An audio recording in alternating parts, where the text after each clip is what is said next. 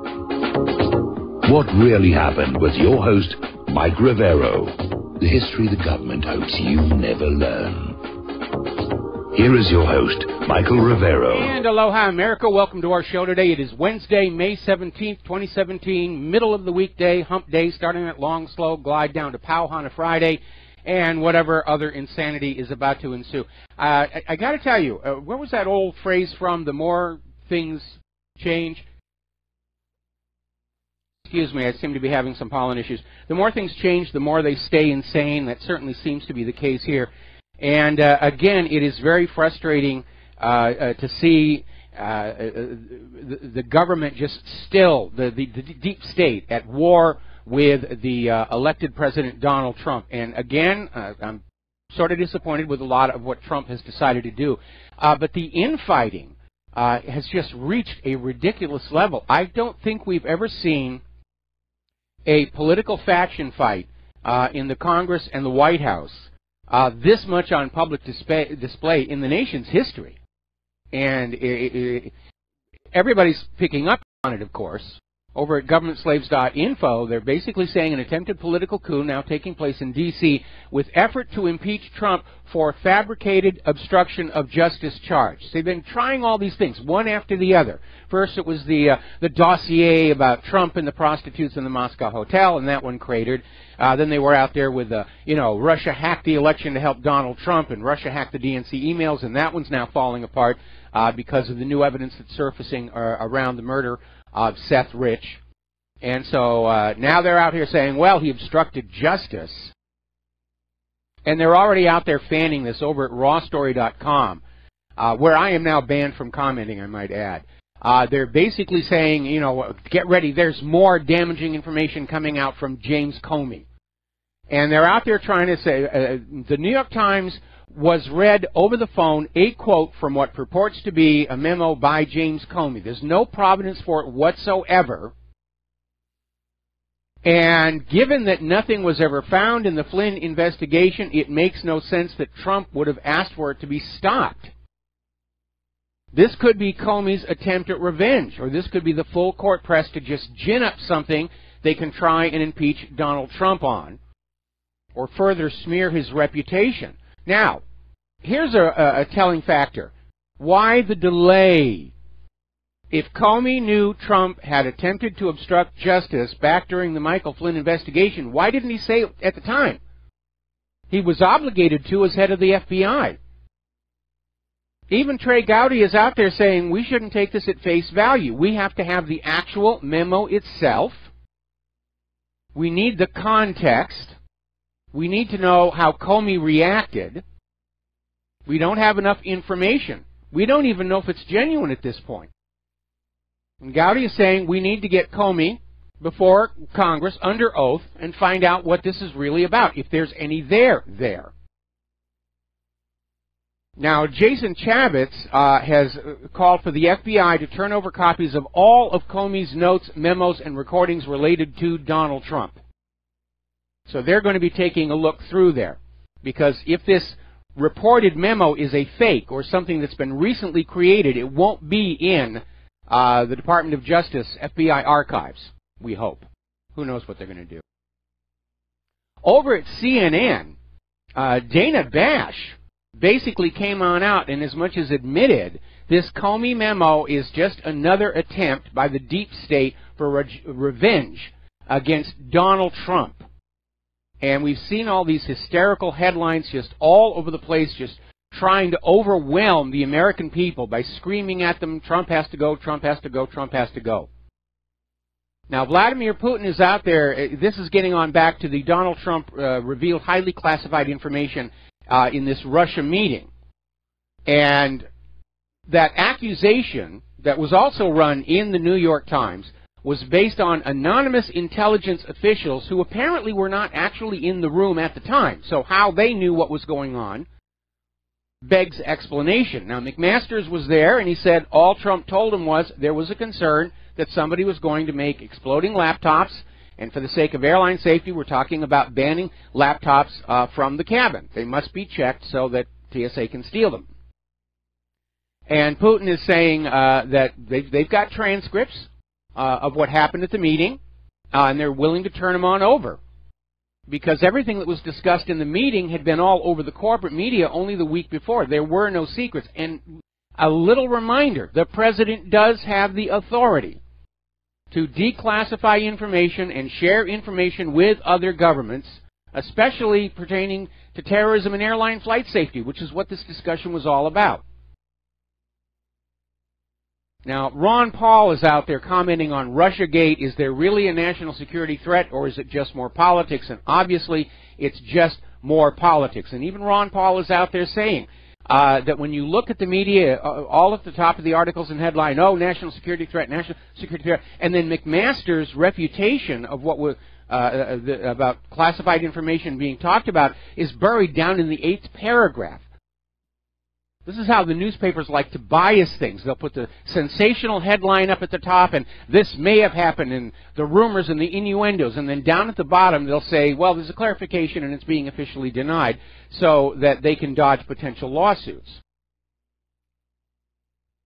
We're going to do a shout out now to our on-air affiliates, just now rejoining our network, and we're talking about this very obvious ramping up by the deep state, the establishment, the Democrats, the media, the oligarchs, trying to find a way to get rid of Donald Trump because he is resisting going on down this path to global war and conquest.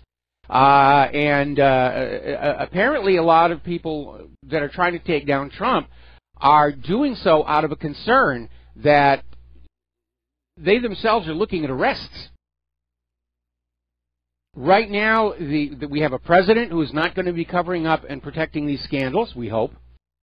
We certainly have an attorney general who does not seem to be on the side of covering up for some of these egregious acts that have been going on. And with Comey's firing, potential replacement, all these people who were involved in election fraud, the Clinton Foundation, the murder of Seth Rich, they're feeling exposed, and that's why they're fighting back. They're trying to get rid of Donald Trump, and probably already they've made a deal with Mike Pence. If we make you the president, you will keep us safe and secure. Remember back during Watergate, when that was building to a head, and it looked like Nixon was either going to be impeached or forced to resign, and there was this little shuffle where Vice President Spiro T. Agnew was kicked out of his office on a relatively minor charge and replaced with Gerald Ford. And there was a reason for that. At the dark heart of Watergate was a link from the Nixon administration to the JFK assassination. And Gerald R. Ford had been on the Warren Commission. So he knew what the secrets were, and he knew what he was going to be obligated to keep under wraps in the aftermath of Watergate. And of course, as soon as Nixon resigned and Gerald Ford became president, he issued blanket pardons to everybody, declared our long national nightmare is over, and that was the end of any asking of any questions as to what was really going on with Watergate. I mean, Nixon's re-election against George McGovern was a study in foregone conclusions. The burglary never made sense in the context of winning re-election. He was already there. He won re-election by the huge margin. So something else was going on, and what had happened was the Democrats had gotten hold of photos of the three tramps from Dealey Plaza that were clear enough to identify them as associates of Richard Nixon, and one of them a known CIA agent. That's what the Watergate burglars were after. So, article over here, desperation panic has set in, the takedown has begun. The corporate media is just putting out fake news after fake news after fake news. The Washington Post is making a big deal over Trump gave classified information to Russia. Well, nothing that he told the Russians was classified, and even if it was, he has the authority to do that as president. And then, of course, the revelation that Seth Rich was the DNC leak to WikiLeaks. And that's pulled the rug out from this whole idea that Russia hacked the DNC servers. It just didn't happen. Seth Rich was the leak. 44,000 emails. He got out of there before he was killed. And that's why the corporate media is desperate. They've been caught in another piece of flat-out propaganda against Russia. And they're running scared. And we'll talk about that a little bit later in the show because there's some weird things going on over at Fox News. Rosie O'Donnell is out there on a rant again. I remember back when Rosie O'Donnell was talking about, questions about 9/11 and everything. Now she's completely on the other side. She's hinting at violence against President Trump. Desperate times call for desperate measures. And I hope the Secret Service talks to her, because that is a serious matter when you're out there implying, suggesting, or even possibly encouraging violence against the president. Over the 20-odd years that I have been doing my website and the 10 years I've been doing radio, as much as I opposed the policies of the various presidents, that's First Amendment freedom of speech. Calling for violence against them, that's illegal, and you shouldn't be doing it. And also, I don't believe in getting into personal attacks. Some of the stuff that was said about Michelle Obama was just really quite hateful, and in my opinion, very much over the line. Let's see. Colonel Schaefer is out there saying the White House and America itself is under siege by the media using weaponized information. Greg Jarrett is out there saying Comey's revenge is a gun without any powder in it. We certainly hope so. And again, if that memo does not exist in the copies that Jason Chavitz just requested from the FBI, then we know it's a fake, a hoax. We're going to take a phone call. Brandon in San Francisco, aloha. Welcome to the show. What's on your mind? I called about saving the Trump presidency, but I want to back up to the aquaponics system. It is closed loop. What happens is you feed these fish first, and then they generate. Okay, Brandon. Enough with the aquaponics. Let's talk about the Trump presidency. Yeah, sorry about that. So anyway, Cernovich and Corsi are saying that we cannot fight these folks with logic and truth because they're just using a propaganda tactic against us, and they're consuming all our time and energy with these narratives, and it's just a wasted effort. There are strategies to fight propaganda and these tactics properly, and he goes into detail. He's writing an article today. It'll be on InfoWars tomorrow with strategies to fight this propaganda. What I'm thinking is we need to prioritize the threats that we're facing. And I've mentioned before that what really happened in InfoWars should combine forces and mobilize patriots in phone calls or letter writing or blogging to push back against these propaganda tools they're using. And it is weaponized media. And I'm viewing MSN now as an enemy of the state. They are treasonous, and this needs to be on the tip of our tongue. I tell my friends, anything you see on the TV is a total lie, and you can believe exactly the opposite of what you're seeing. Let's see. I do believe that Saudi Arabia and Israel are working together to destroy the United States, and that's something that we should be promoting, that idea, because I believe we are under the most crucial moment in our history, and if we lose this battle, we are going to lose the republic, and I am not trying to be dramatic. This is such a critical state we're at. But once again, what really happened, InfoWars, we need to combine forces of patriots and start phone calls, protests. We're getting our butts kicked, Mike. Well, I'm not entirely sure that that is accurate. I mean, most of what I'm seeing in terms of a reaction of all these news is outrage from people saying, do they really think we're going to believe this? I have been trying to talk to the independent media for quite a while, saying that we should merge together and form an entity that can rival some of the corporate media outlets in terms of resources, reach, and so forth. Unfortunately, there is a lot of rivalries, some of them fanned up intentionally, between media outlets, and InfoWars and WhatReallyHappened.com. We have a split over the subject of Israel, and so I don't expect that's ever going to happen. So, but what is really most important is we don't even really need to get organized. All we need to do to push back against the propaganda is to simply go on out and say, this is obvious propaganda. These are the same people who told us Saddam had nuclear weapons, and they're just out there trying to reverse the will of the American voter. We're seeing a coup d'etat starting in our own country, and we should not sit still for it. And it's working. That's the problem. Me personally, I'm in San Francisco, and if I went downtown and protested, I'd be one man among many, but I know there are patriots here in the Bay Area. I'm not very versed at connecting, and I don't do Facebook anymore, but there has to be a way where we can start groups and gather momentum, and this is such a wonderful platform, and I think prioritizing our threats are crucial, and I know the mainstream media is an enemy of the state, and they should No.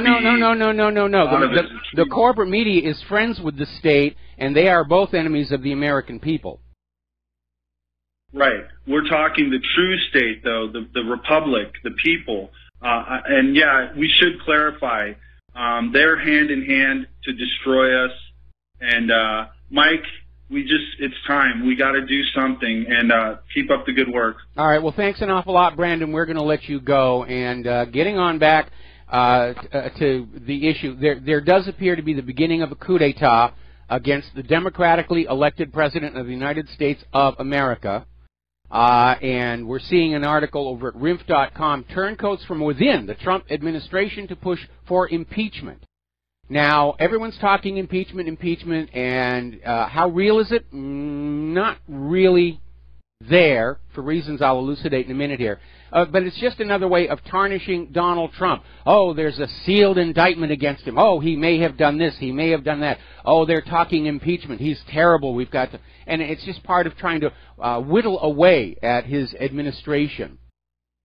Now, the reality is that it would take a majority vote in the House of Representatives to impeach Donald Trump. That's the first step. To remove him from office, that takes a 2/3 vote of the Senate, and both houses of the Congress are still under the control of the GOP. So you're talking about a lot of Republican members of Congress switching sides to go along with this, and I think that's really a long shot, especially when the only evidence, and I'm not even sure I should call it that, of obstruction of justice is a hearsay comment over the phone to the New York Times. Pat Buchanan is out there saying, at this point, the media and the Democrats want to overturn the results of last November's election. One of the most alarming things I keep seeing in these various articles against Trump is the necessity to correct the mistake the American voters made. Okay, you don't get to judge that. We, the American voters, are ultimately supposed to be in charge of who's going to be in the government. And you don't get to sit up there and say, well, they made a mistake, so we're going to undo it. Because that makes a travesty of the whole democratic election process. And it reminds us the elections are just for show. Even Nancy Pelosi is saying a Trump impeachment is not going to happen, and stop listening to the fake news. All right, we're going to take a phone call. Mark in North Carolina. Aloha. Welcome to the show. What's on your mind? Hey, Mike. Mike, I just heard that other caller before. I was just walking through the door, as a matter of fact. And I agree. We got to unite. The alternate media and people who know, who real patriots have to unite.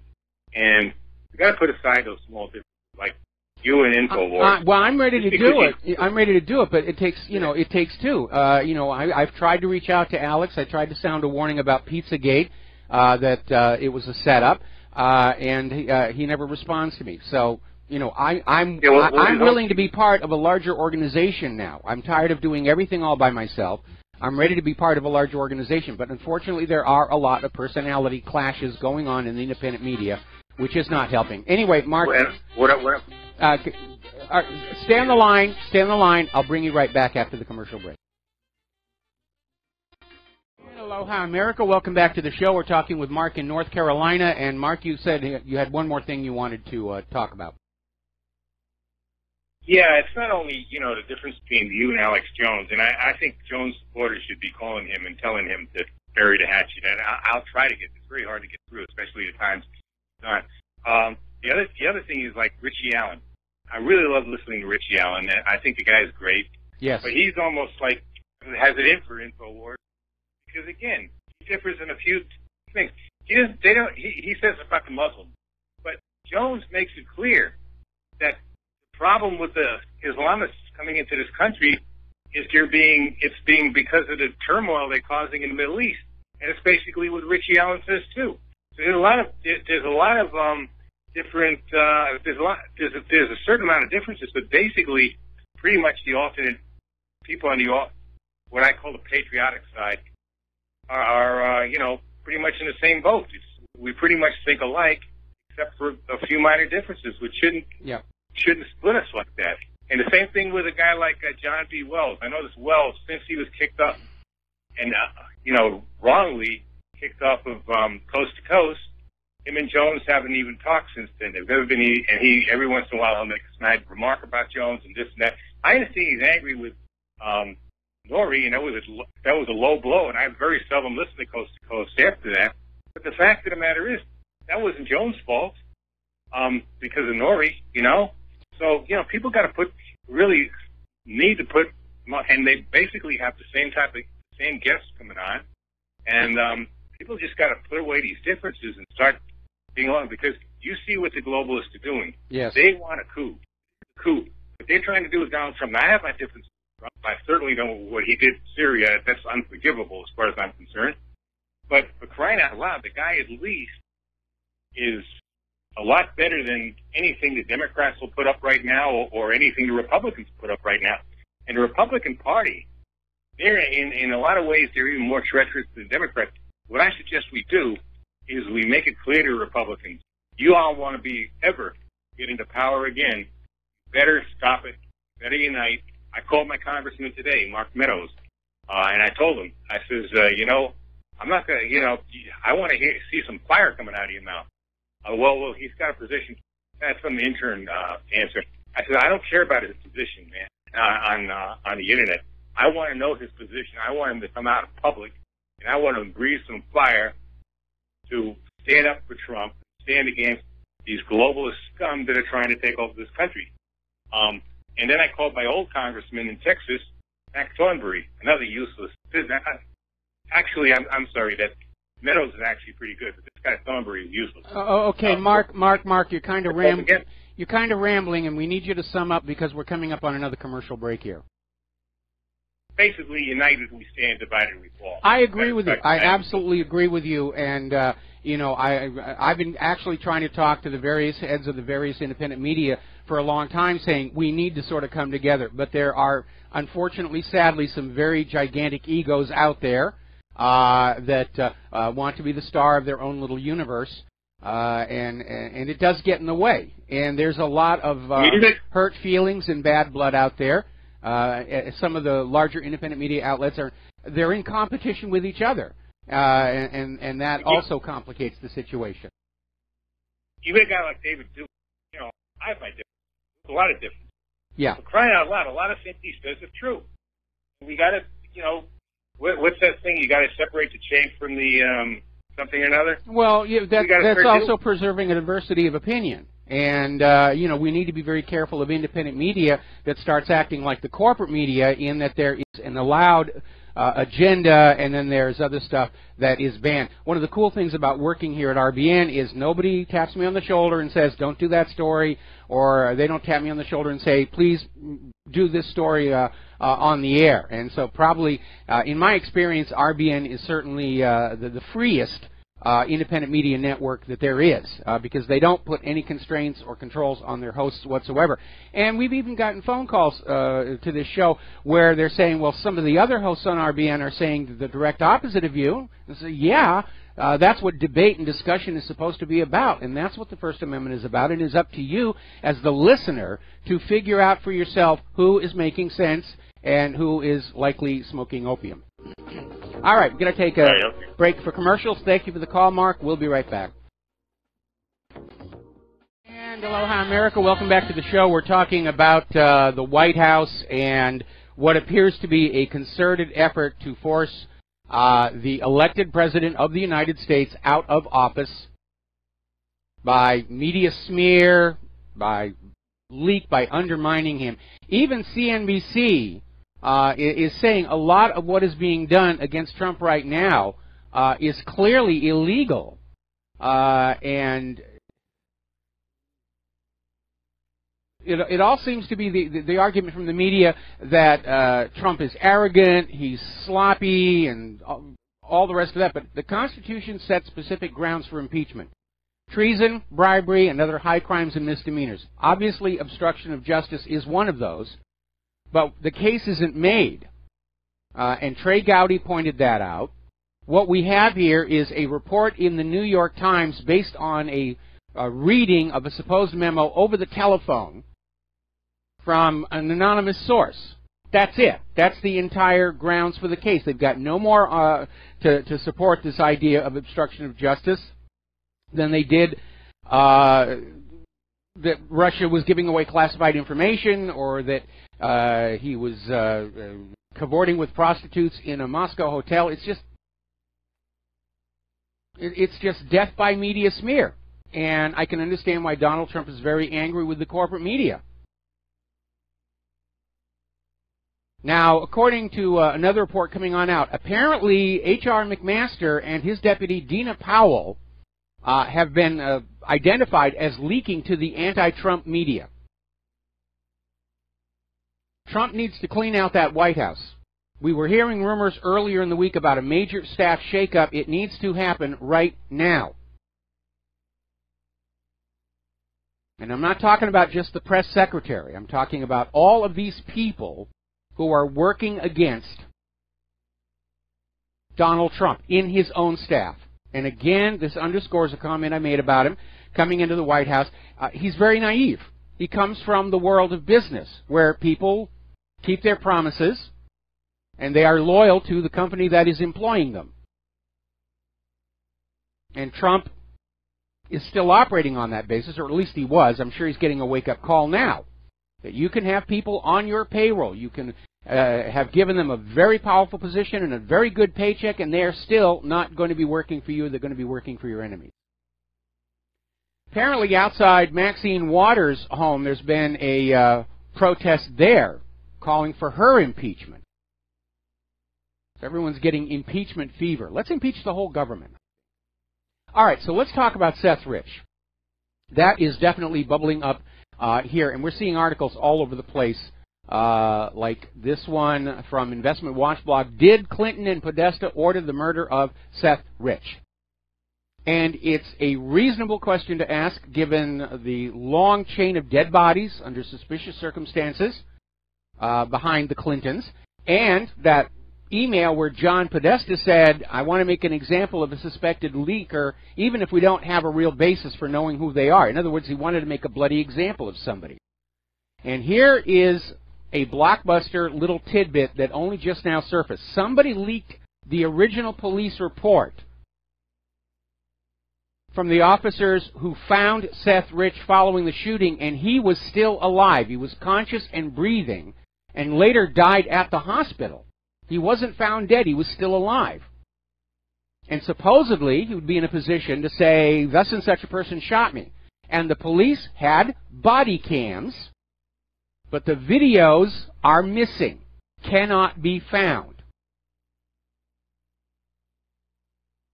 So that's getting kind of tacky there. Let's see. Let's grab a phone call. Peter in Los Angeles. Aloha. Welcome to the show. What's on your mind? Yeah, hi, Mike. I just was listening to you talk about impeachment and so on. And by the way, I absolutely, and I know you believe from the very beginning that this Seth Rich thing stunk to high heaven. And in my opinion, outright, it was a murder. It was a hit. And it's, you know, the people we have to blame are Podesta and Hillary and Obama and whoever else might be involved in this. But let me just say, ever since the Patriot Act, it has been impossible, really, to impeach a president, because with a total surveillance state, if you can find 2 or 3 people in Congress who might be clean, maybe their kids aren't, or maybe their parents aren't, or their brothers and sisters, there's some way to get to almost everybody. Yes. But so that's what the intelligence establishment, Mike, in the hands of a commander-in-chief who is in control of the intelligence establishment, which nobody truly is, but at least if they're not at war with them. However, now we have impeachment is still impossible by anybody unless they have the acquiescence of the intelligence community. The intelligence community can almost do it by themselves, just like they're doing now, leaking, going to their megaphone, their mockingbird people in the press, the people that they own, unattributed leaks, wiretaps, everything else. And if they're not in on it, no matter who else is on it, it won't work.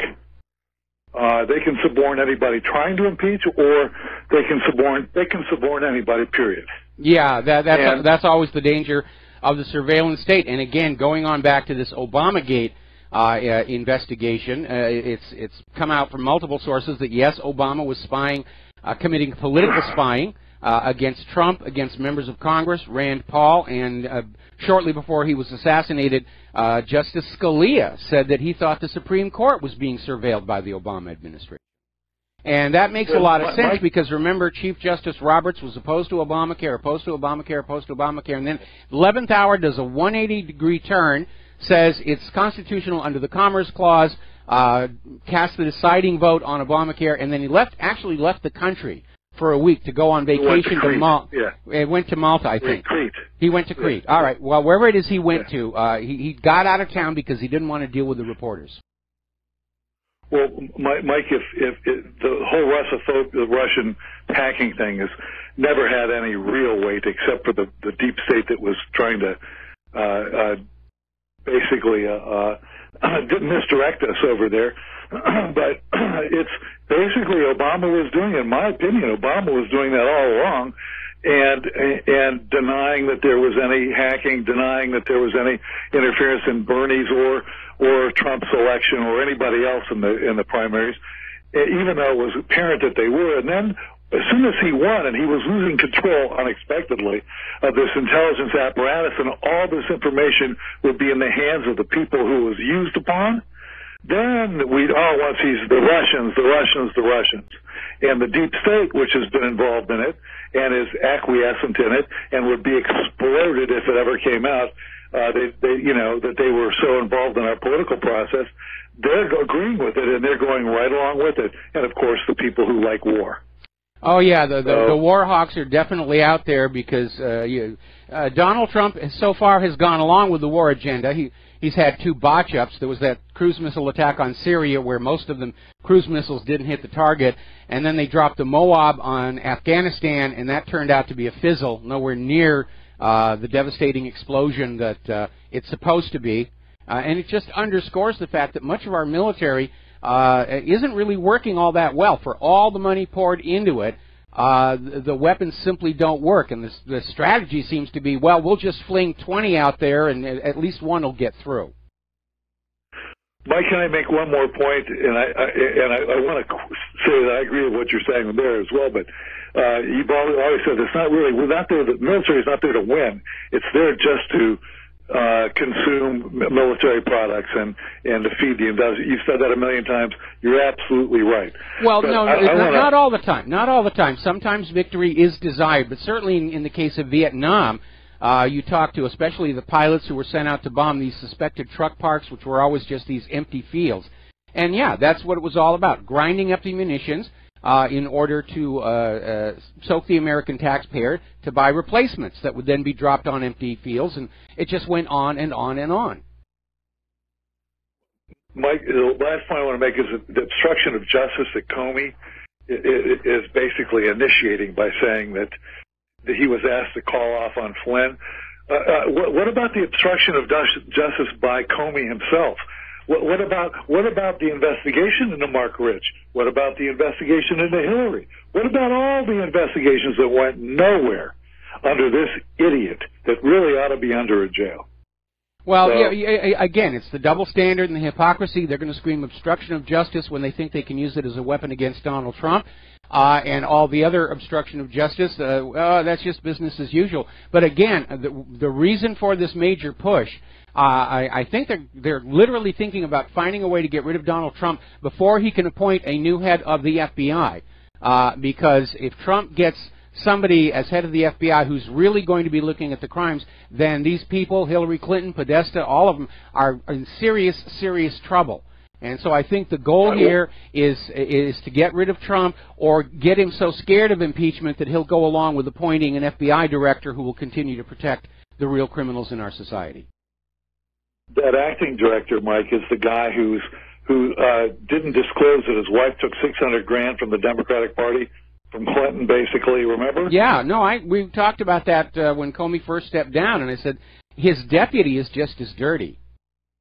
Yeah. So they need to clean house there big time, and it's a matter of life and death maybe for Trump, and I think maybe he's just starting to realize that, really.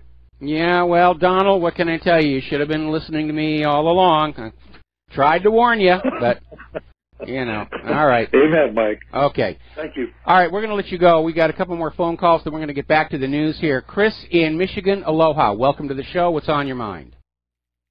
Aloha, Mike. How are you today? Doing fine. What's on my mind is the laptop bombs. Now, is it really plausible or feasible to make a laptop into an explosive, or will that?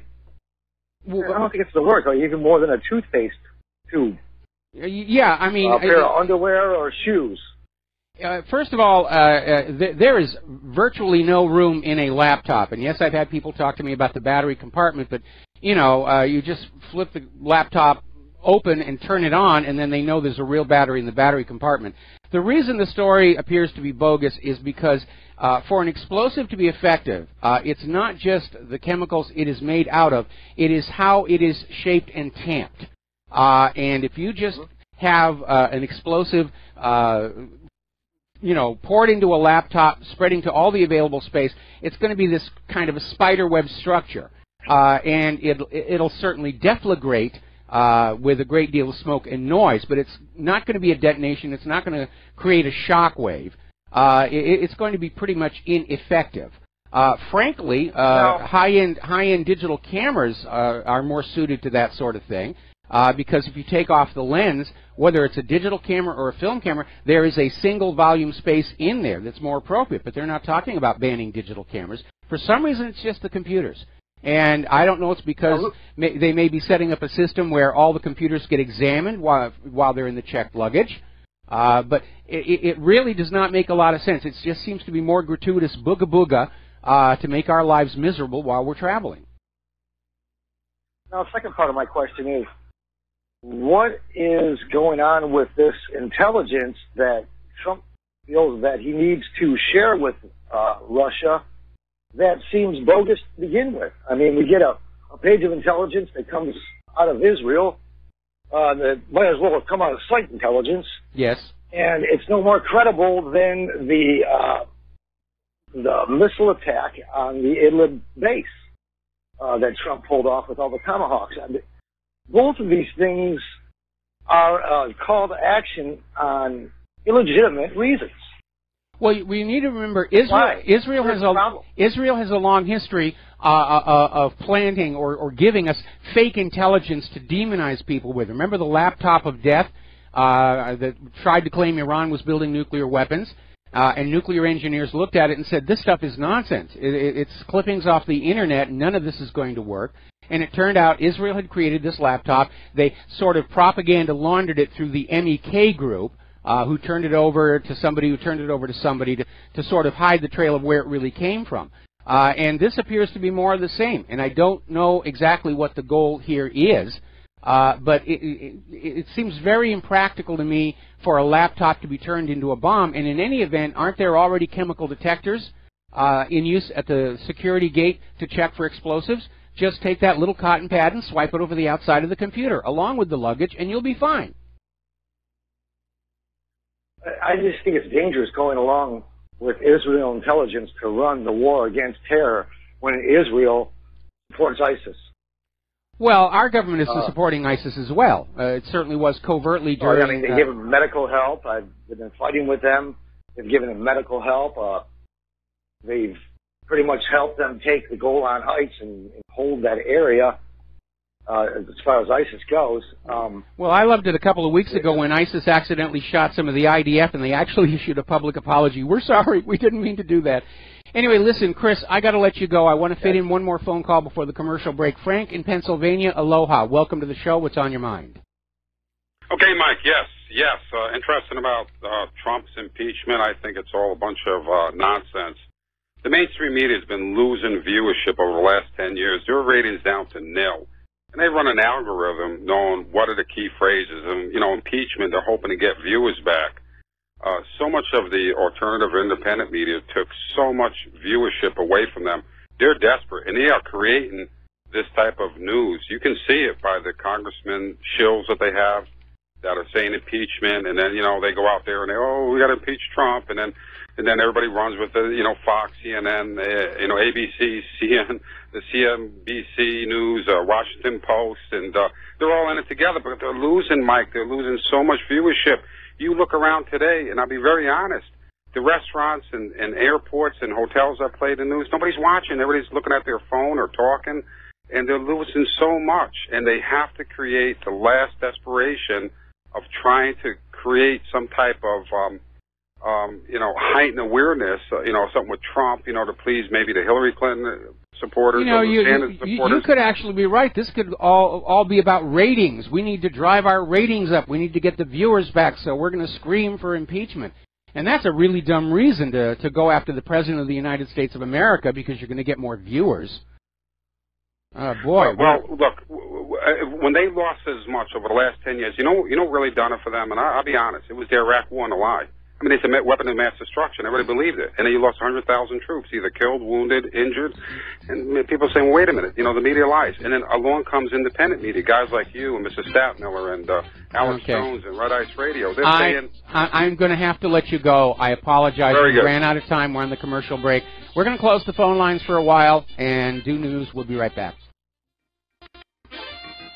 Aloha, America. Welcome back to our show here. And we're talking about the murder of Seth Rich and the revelation that he was still alive when the police arrived, and now the video from the police officers' body cams has disappeared.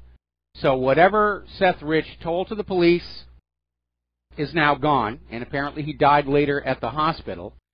Fox News earlier today had a story up that the FBI knew within 96 hours after the shooting that Seth Rich was in contact with WikiLeaks.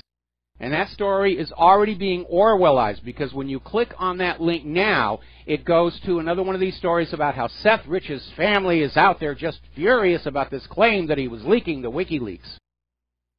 It's on his laptop. The evidence is there. So there is reason for reopening the investigation. Remember, the official story is it was a robbery gone wrong. But he still had his wallet, very expensive watch, and his cell phone, which are things that are generally included in the robbing of somebody.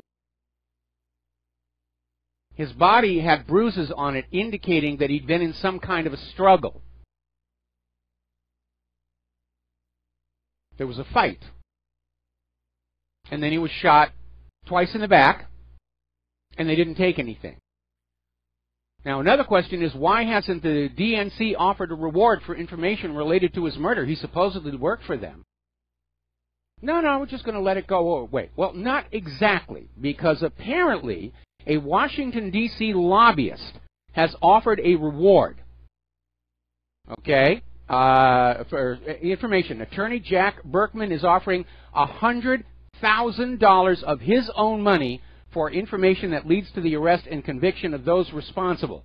The D.C. Metropolitan Police are offering a $25,000 reward, and WikiLeaks is also offering a $20,000 reward for any information that leads to a conviction in the murder of Seth Rich.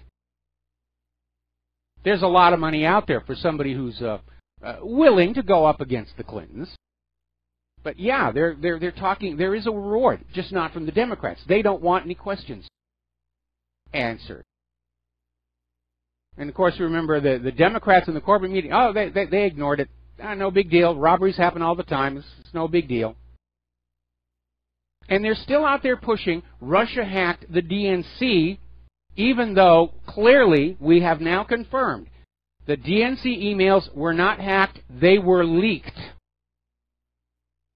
The claim that the Russians had hacked the DNC was based on the analysis by a private company working for the Hillary campaign, CloudStrike, which has now pulled back and said our analysis may have been faulty. There is zero evidence Russia had anything to do with this. The FBI was never allowed to look at the servers or do a forensic analysis. That's it. Seth was the leak. We've got to take a break for station identification. We'll be right back.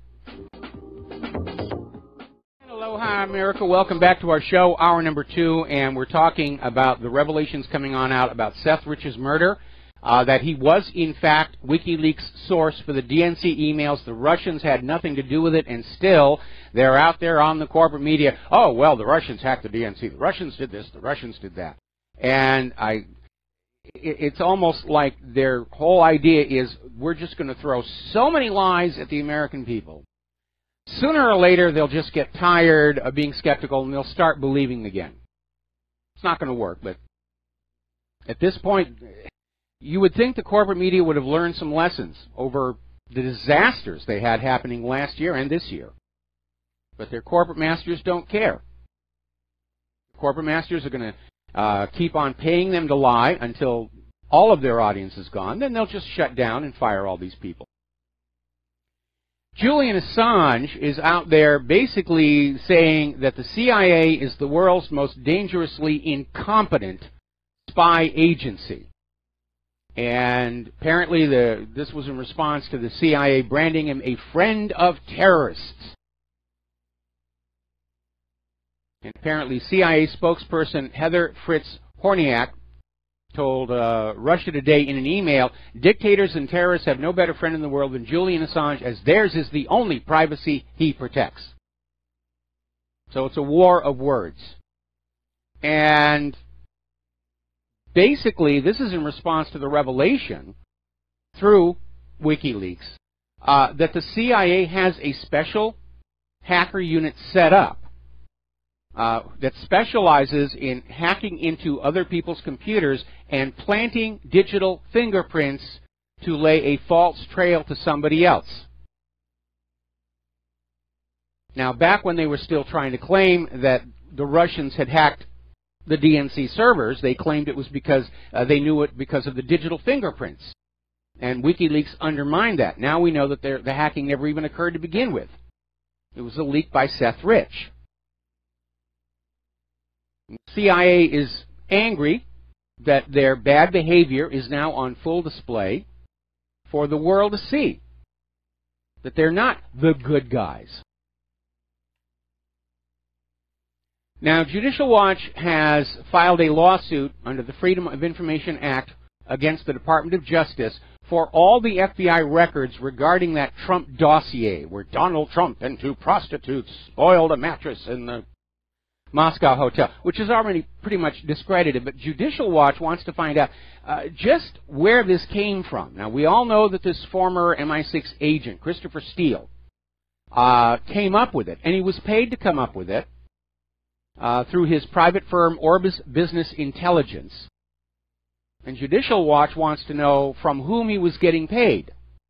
And the Department of Justice refused the records, and they don't have legal grounds to do so. The privacy provisions of the Freedom of Information Act do not apply here, and so now Judicial Watch is having to sue. And speaking of disappearing things, apparently, the FBI is now shuffling its feet and saying that a laptop that held copies of Clinton's emails has gone missing. And apparently there was a technical worker who had a laptop on which backup copies of Hillary Clinton's emails were being kept. Now, the emails were deleted, but the hard drive was not wiped, meaning emails could be recovered from this. And for some strange reason, the FBI said, can you mail us the laptop? And that was the last anybody ever saw of it. It went into the U.S. Post Office, and that's it. The laptop is gone. Golly gee shuckies. It was lost in the mail. And if you believe that one, I have some of Saddam's nuclear weapons to sell you.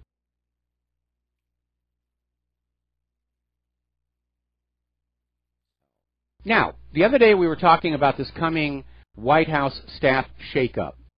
And there was speculation that Fox News host Kimberly Guilfoyle might replace Sean Spicer as the White House press secretary. Fox News has come on out reminding everybody that Kimberly is under a long-term contract with Fox News, and they have no intentions of letting her go. So she will be staying at Fox, and again, we don't have confirmation that Sean Spicer is going to be fired, but we do know that the deputy press secretary has been conducting most of the news briefings for the last week. But again, I agree, there needs to be a major staff shakeup at that White House. Trump needs to get people in that White House who are going to be loyal to him, who are going to do what they're told, keep their mouths shut, and be part of a coherent, functioning administration.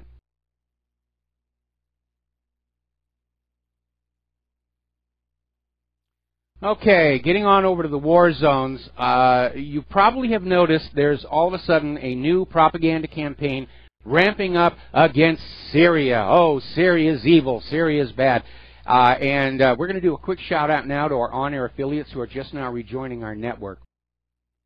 As you know, they came out just the other day with this satellite photo of this known prison inside Syria, and the snow on one section of the roof was melted. And from that, they came on out, oh, Assad is murdering thousands of people, and he's destroying the bodies to hide the evidence of his crime.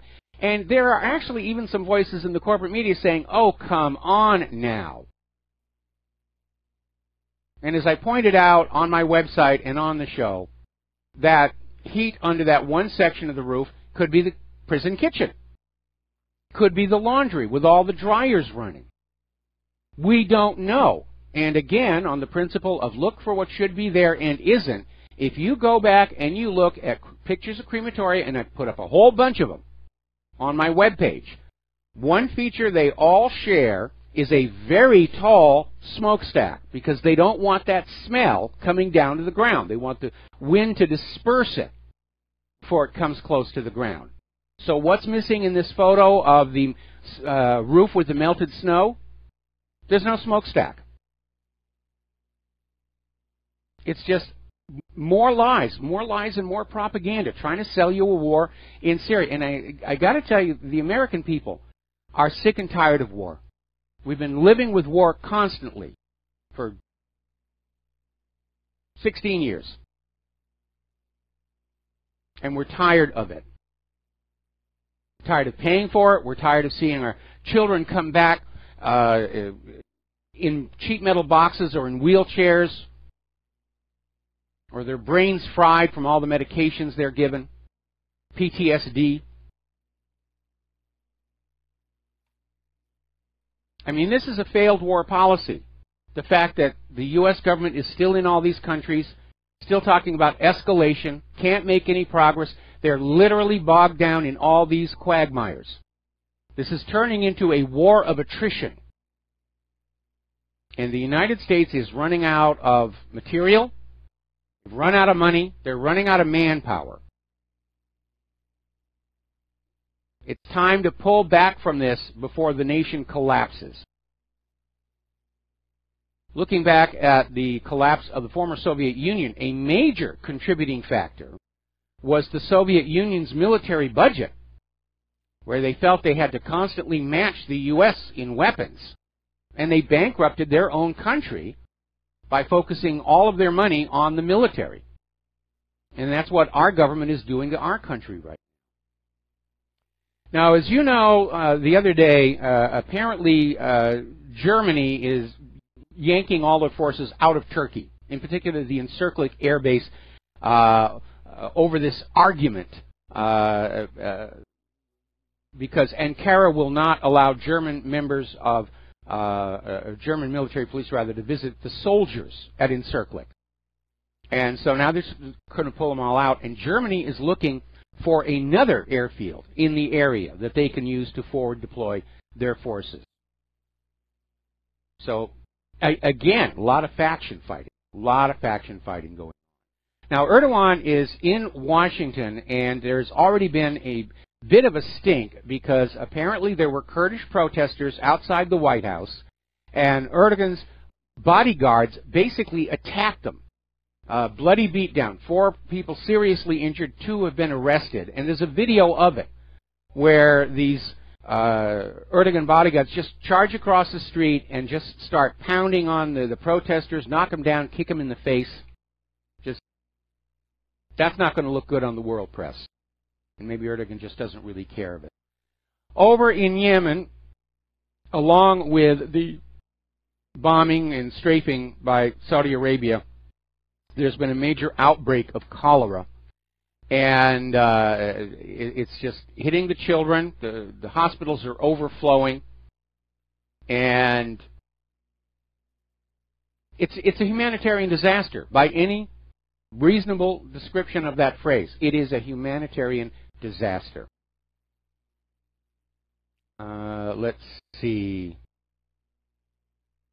Yeah, just talking about they can't find care. The hospitals are full. The doctor's offices are full.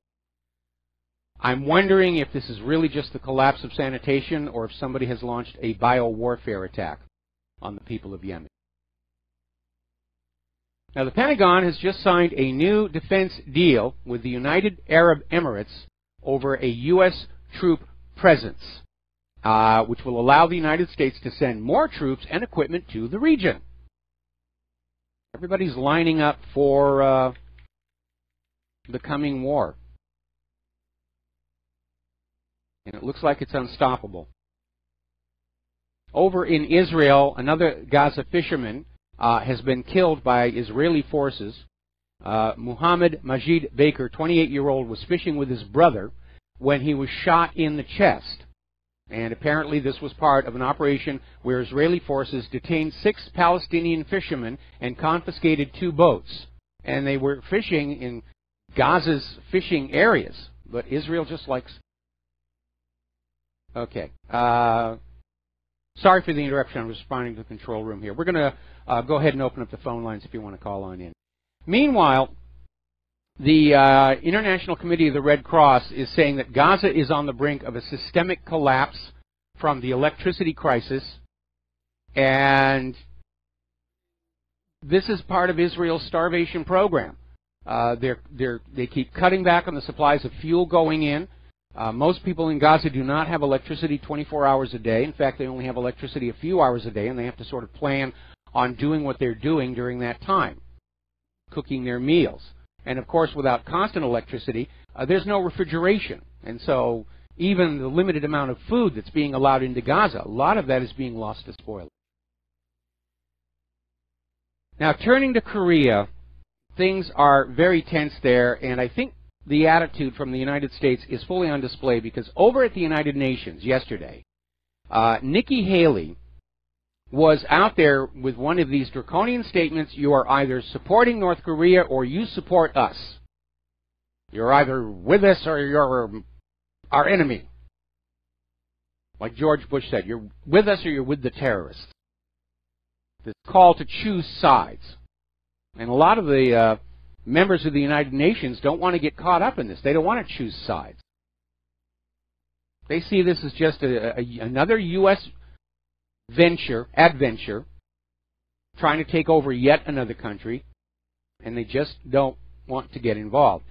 Meanwhile, another worrying indication. The USS Carl Vinson and its strike group, which was over near the North Korean peninsula for exercises, supposedly, will now stay there. It will remain deployed in the region for an indefinite period of time. So they're rattling the sabers even more. This is a little interesting. The U.S. strike group headed by the aircraft carrier USS Ronald Reagan is beginning a patrol in the Indo-Asia Pacific. They're not exactly saying exactly where it is, but apparently it's being escorted by the guided missile cruiser Shiloh, guided missile destroyers Barry, John S., as well as McCain, McCampbell, and Mustin, and aircraft from the carrier Air Wing 5. Here's the reason I think there is potentially something going on here. The USS Ronald Reagan is still contaminated from taking part in the Fukushima cleanup, or evacuation, if you will. And a lot of U.S. Navy sailors got very sick, and while they have tried to decontaminate the ship, they have not really been successful. And one of the reasons is because neutron radiation can actually turn non-radioactive materials into radioactive isotopes. And that means the actual metal of the ship itself is potentially radioactive, and there's no way to reverse that. So they're sending over an aircraft carrier that really, over time, makes its own crew ill. And we have to ask, is this going to be the sacrificial lamb? Are they going to sink the Ronald Reagan in somebody else's waters, get rid of the nuclear waste problem, and then blame North Korea for it? I mean, wouldn't be the first time. Remember the Maine, the USS Maine. Oh, it was destroyed by a Spanish torpedo. No, it was destroyed by an onboard fire. Or the Arizona and the sneak attack that everybody knew was going to happen. That's how these things get going. Now, the good news is South Korea wants to reopen communications with the North. The new South Korean President Moon Jae-in is saying he wants to improve relations with North Korea. And so they're saying their immediate priority is to reopen the lines of communication, just get the phones working again. Now, the biggest obstacle to doing that is, of course, the United States. And President Moon is dispatching a new ambassador to Washington, D.C. And Trump is still towing the war hawk line that diplomacy has failed, and he'll only accept discussions with North Korea under very limited circumstances, which basically amounts to you get rid of your nukes and your missiles first, and then maybe we'll do something nice for you. Now, let's talk about the economy. Bad day on the Dow. Stock sell-off. The corporate media is saying it's all because of all this stuff about Donald Trump, the uncertainty of the White House. I don't think so. I think reality is starting to catch up with a lot of the markets. The Dow closed down 372. That's going to make people nervous, and we might actually see a sell-off going around the globe later this evening. I'm going to be keeping an eye on that. Needless to say, gold went up. At the same time, the stock market went down. But the economic news is really not good. And I can imagine probably a lot of people starting to think it's time to seek a safe haven for their wealth, which would certainly explain the spike in gold. People are dumping their stocks and they're starting to buy gold. Very good thing to do here. So, a little concerning, especially with the stock market headed down. The top 25 United States banks have a total of $222 trillion in derivatives exposure. Now, that is a lot. That is multiple times the gross domestic product. Now, as long as stock prices continue to rise and the U.S. economy stays stable, these extremely risky financial weapons of mass destruction will lie dormant.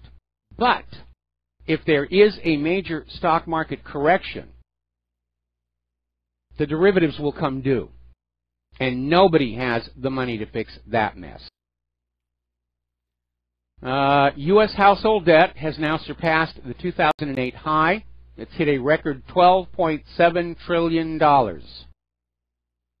And it shouldn't be much of a surprise because for the last 100 years, our entire economic system has been based on borrowing money at interest from a privately owned central bank.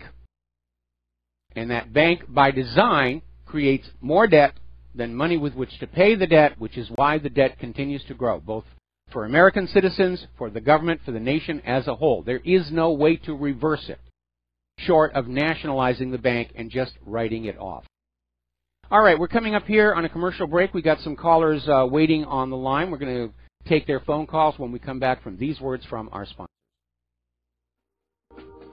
And aloha, America. Welcome back to the show here. And before I take the phone calls, a little bit of breaking news here. Somebody just posted at whatreallyhappened.com reminding us all that on May 3rd, 2 months after this Comey memo implying Donald Trump obstructed justice was supposed to have been written, 2 months after that, Comey testified under oath before the Congressional Committee, quote, a situation where we were told to stop something for a political reason, that would be a very big deal. It's not happened in my experience. There's the smoking gun. This whole obstruction of justice thing is just another media fraud. So somebody very alert caught that. All right, let's take some phone calls. John in Chicago, aloha. Welcome to the show. What's on your mind? Hey, Mike. I can't help going back to believing that we are going to end up with a President Pence, because even Tucker Carlson last night when he was talking to Brett Hume said he wants Trump to stop tweeting. Now, I know the Fox News is going centrist now. There's no doubt about that. But, you know, if we look at Trump, what we're getting is he's like a Kardashian reality TV figure. And President Pence, every time you look at him, like when he went to North Korea and he went to South Korea and he went to the DMZ, it's all these stoic pictures of him looking like Clutch Cargo. And now that we have all these fisticuffs breaking out all over our country at either the New Orleans Monument or Berkeley or Auburn, and now you have Erdogan's goons going out and beating down 60-year-old people right there on 23rd Street in Washington, D.C., the people don't want this in the country. We used to see this on TV in Europe at the G20, galas and things like that, and we'd see cops with riot gear and billy clubs. Nobody wants this on this soil. And if Trump is, quote-unquote, made to be the figure who's causing all this divide and getting the people out to the streets, they're going to say, give us President Pence, because he's a very quiet, stoic-looking guy. And, I'm just afraid that he was selected for this office, because now you're like defending Seth Rich. Well, Seth Rich, his program is he just wanted that communist Bernie Sanders to get the nomination. Well, no, wait a minute. We don't know what Seth Rich's motivation was. Certainly the emails that he released to WikiLeaks indicated criminal actions being committed. And I think if Seth Rich had been a Bernie Sanders fan, he would have been working for Bernie Sanders' campaign. And instead he was working with the DNC and Hillary's campaign. And I think he's just one of those people who saw something in front of his eyes that he felt needed to be exposed to the public. And that was what he was trying to do. And from the way he did it through WikiLeaks, it's obvious he knew he was risking his life to do it. So I don't think we should make assumptions as to what Seth Rich's motives were, because we have no way of knowing. Okay, well, I just want to say that the American people, I think we had enough with the Clintons, and I'm just sorry that if you put Hillary Clinton up there, the whole country as a whole just hates that woman, and that's probably why a guy like Trump got. I mean, the blackmail can work in reverse. The blackmail could be, hey, Donald Trump, you are going to run for the nomination, and you are going to take this job as president so we can get all this civil unrest and get the people unhinged in this country so we can advance the police state over the people and shut us up. I'm sorry. I just think it's getting to the point where the people are not going to be allowed to dissent anymore. Well, they're definitely working that way here. But again, I try to apply Occam's razor to these situations and look for the simplest explanation for what's going on. I think what happened was that because everybody hated Hillary Clinton, they were aware of the past crimes and corruptions, that's why Donald Trump got on in. Because the American people were sick of the Bushes and the Clintons and the establishment and the oligarchs, and Trump's election victory was a major, major upset. Just like Brexit was an upset, and now the globalists are trying to reassert their control by any means necessary. They could trigger a civil war. If they take Trump out, they could trigger a civil war, because already the liberal Democrats on these college campuses with their black hoods and everything, They're out there acting like brown shirts. Well, we're going to quickly. What I want to ask though, is there any evidence that Trump is going against the deep state? Because if the deep state is a guy like Mad Dog Mattis and the Pentagon's actually running the show, and they're putting troops on Russia's border, what is Trump doing to back that up? It's looking to me like Trump is trying to reassert his authority, and that may be why there's a big push to get rid of him. Along with the fact that with Comey gone, a lot of people are open to arrest and investigation. Thank you for the phone call. We're going to have to let you go. We'll be back with another phone call after these few words. And aloha, America. Welcome back to the show here. We're going to go back to the phones here. Mo in Florida, aloha. Welcome to the show. What's on your mind? Hi, Michael. Thanks for taking my call, and thanks to you and Claire. And I can't imagine just doing this every day, putting out the truth and taking the blows. And that's a real patriot. So that's my compliment to you. Well, thank you. And I think everybody watches your program already knows that. Now, so, someday they will erect a statue to me, and pigeons of the world shall rejoice. Michael, there's an afterlife, and you will be rewarded for what you did in this life. That's what I believe, and I'm non-religious, so whatever. I think the good deeds, do get rewarded, But my question is this, and I meant that previous comment, but my question is this. A long time ago, I'm a long-time follower of Ron Paul, campaigned for him. I remember, I'm just guessing, like 12, 15 years ago, when the Internet was new, he came out and he said, be careful. When they start trying to control the Internet, you'll know what's going to hit the fan. Yes. And you're the perfect guy to ask this to, because I think this last We Cry, whatever that thing was, I think they're doing a beta test. And I think they're getting ready to... when you look at Bitcoin and how much the Internet has changed everybody's lives, I think they're going to disrupt the Internet and blame it on the Russians. Now, that's what I think is going to happen. I don't know, but I was wondering if you kind of thought this, that's a possibility. Well, certainly when a while back I did write this article on the virtual 911 saying that the U.S. government might crash the net and blame a designated enemy for it, and I was wondering if maybe the WannaCry ransomware was the beginning of that, especially because of how quick they were to blame it on North Korea. Wow. I didn't read that article. Great minds think alike, I guess, but I just think that, I don't know. They're going to do something. I got that feeling, because we're all so dependent on the Internet. That's the real risk here. I mean, it's critical that we're dependent on it. And it's not like something they can take down like baseball or something else. We're all dependent on it, and they could cause a huge amount of damage to the economy and the nation with these games. What their goal would be to find out some way where they could shut down individual website operators and turn the Internet into just another content delivery platform, sort of a TV set with more knobs and buttons on it. But again, that raises First Amendment issues.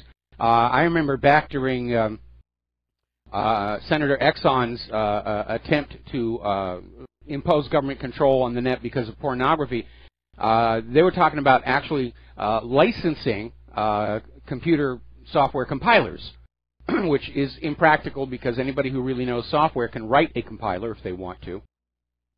And there's even been talk that they may try and impose licensing on websites. And obviously that would be a very powerful tool to drive the independent media off the net by simply imposing gigantic fees on it. Well, there's always a counter thing, and like the yin and the yang. There's the other side of it. I don't know. I think technology-wise, have you heard of the Steemit? The new website Steemit? No, I have not. Please enlighten us. Wow. It's I don't know that much about it, but it's a website, kind of something like a YouTube, where you get paid in either dollars or virtual dollars for how much you comment, and I don't know. I don't know that much about it, but it's everybody's looking for an alternative to YouTube, and trying to find another avenue where they're not controlled by Google and Facebook. Well, there are a lot of them out there, and I'm not staying on top of them as much as I should. I mean, I've got my favorites. I've already gone to Scene Life, Gab, VK, Yandex, and DuckDuckGo as alternative search engines. But the numbers for these corporate social media platform search engines are going down, and these new startups that are promising censorship-free communication, they're really taking off. Yeah, well, I'll let you go here because I'm taking too much time. But I think what Steemit's doing is because with YouTube and they're cutting everybody's revenues off by their algorithms, and they're trying to filter out free speech. It's starting to go to it with this blockchain technology and the bitcoins and whatever. I think it's kind of like a race, and I don't know. I don't think you can stop free speech. Well, ultimately, you are correct, and I've commented before that what we're seeing today it very much replicates the social upheaval that happened when Gutenberg rediscovered movable type printing, and all of a sudden books became affordable to the middle class, literacy soared, and ordinary people were starting to find out things that the rulers did not want them finding out. And there was a backlash, an attempt to block printing or block books being owned by the middle class. Ultimately, it all failed. And those institutions that could evolve and adapt to the new reality of a better educated population survived, and those entities that couldn't adapt went extinct. And we're seeing exactly the same thing happening right now. Yeah, to quote the good book, you'll know the truth, and the truth will set you free. Thank you so much, Michael. All right, thanks an awful lot here, and let's see. Next call is Joe in Tennessee. Joe, aloha, welcome to the show. What's on your mind? Hi, I've listened to you for a long time. This is the first time I've ever called you. I was really upset about the whole Seth Rich thing yesterday. I mean, I called my senators, my congressmen. I even called Bernie Sanders' office. And then they have a press conference, and Sean Spicer is asked about it, and he says no comment. I mean, here's the whole narrative of the Russia hacking story blown out of the water, and the press secretary of the president says no comment. It amazed me. And sometimes I wonder which side these people really on. I mean, the whole Seth Rich thing is, if it's true, that tells, it can destroy the whole power structure that's against Trump. And if you ask me, actually, let's back off there. I mean, if the Seth Rich thing was true and he was assassinated for leaking to WikiLeaks, and that all starts to unravel. Remember, my pet theory about that email server is that Hillary Clinton was repeating the 1994 Chinagate scandal, where Bill Clinton, using his authority as president, declassified and authorized the transfer of sensitive military technology to China, and in exchange, Chinese money was being funneled into his re-election campaign. Well, again, there's family history on your side, and if you look at it, Hillary's email server was a perfect espionage setup. She's got the weak email server where those who are given the appropriate passwords can log in and acquire secrets, and she's got that charitable foundation to collect and launder the money. It's a perfect system for that kind of behavior. But a scandal on that scale is not just a threat to the Democrats, it's a threat to the entire government as a whole. And you get into a situation like that, one of the great secrets. Everybody's going to be working to keep it under wraps. Even Hillary Clinton's worst enemies are going to be working to protect it, if I am in fact right as to what really lies at the heart of all of this. It's the same thing with... same thing with the JFK assassination or 9/11 or all of that stuff. Everybody works to protect those secrets, even if they're enemies, because it's their job on the line. Well, there's a financial guy that I listen to, and he says that Trump he can't have us lose total regard for government because he's going to need people to believe in the government to rebuild the government. But I think they're boxing him in to the point where his only option is to totally go for delegitimizing the people that are in power now. That's not necessarily delegitimizing the government. It's just delegitimizing the swamp creatures that inhabit our government. And I was just going to ask you one other thing about the Seth Rich thing. Do you think maybe this FBI investigation into Bernie Sanders' wife is a way to keep him on the reservation with all this? It could very well be. It's interesting it's interesting the timing of that. And when it first happened, I thought, what's behind this? Maybe, Hillary's, people are trying to punish him about, losing her the election. And then this Seth thing starts bubbling up again, and I'm thinking, well, that could be a way to keep him, quiet about it. Well, anyway, I don't know that Bernie Sanders has anything, any information regarding Seth Rich, but certainly as we continue to find out just how crooked the Democratic primaries were last year, Hillary, who still apparently has ambitions for political office, certainly does not want Bernie Sanders coming on out and reiterating that he feels he was cheated, and so this investigation into his wife might be the hammer held over him to keep him quiet. But I mean, if Seth Rich was murdered because his motive for releasing the emails was his, being upset about how they treated Bernie, maybe there is a little bit of loyalty in Bernie too, and it would upset him that his somebody that supported him like that was murdered. I mean, that's what I mean. He can't be all that bad. We don't know that Seth Rich leaked that information to WikiLeaks specifically related to the treatment of Bernie Sanders. He may just have realized he was looking at evidence of massive election fraud and criminality and just decided that as a U.S. citizen, he could not sit still for that. I mean, I went through that experience all these years ago when I spotted that obviously bogus photo of Vince Foster and the gun he was alleged to have used on himself. And, like a good citizen, I am looking at evidence of a murder made to look like a suicide. See something, say something. We've all heard that. And so I tried to do something about it, and, of course, that was basically the end of my career in Hollywood. And I was upset about that one, too. Yeah. Hey, listen, one other quick thing. This thing with Comey's notes, they have the Senate put out a letter to him, and they want all his notes, not just about the meeting about Flynn. They want the notes with Obama, the notes with Hillary and Lynch.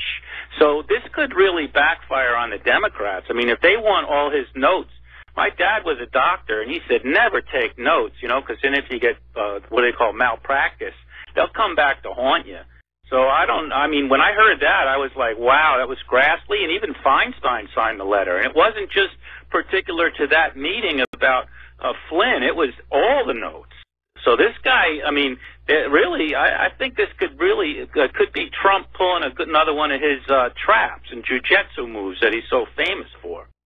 Well, I'd like to see it happen. I have been waiting 2 decades now for all of the corrupt, crooked people in Washington, D.C. to get their comeuppance. And unfortunately, at this point, the entire system is pretty much corrupt. There are some exceptions. Donald Trump certainly came into the White House as a neophyte, but the system may be corrupting him. Certainly Trey Gowdy is a straight shooter. So is Jason Chaffetz.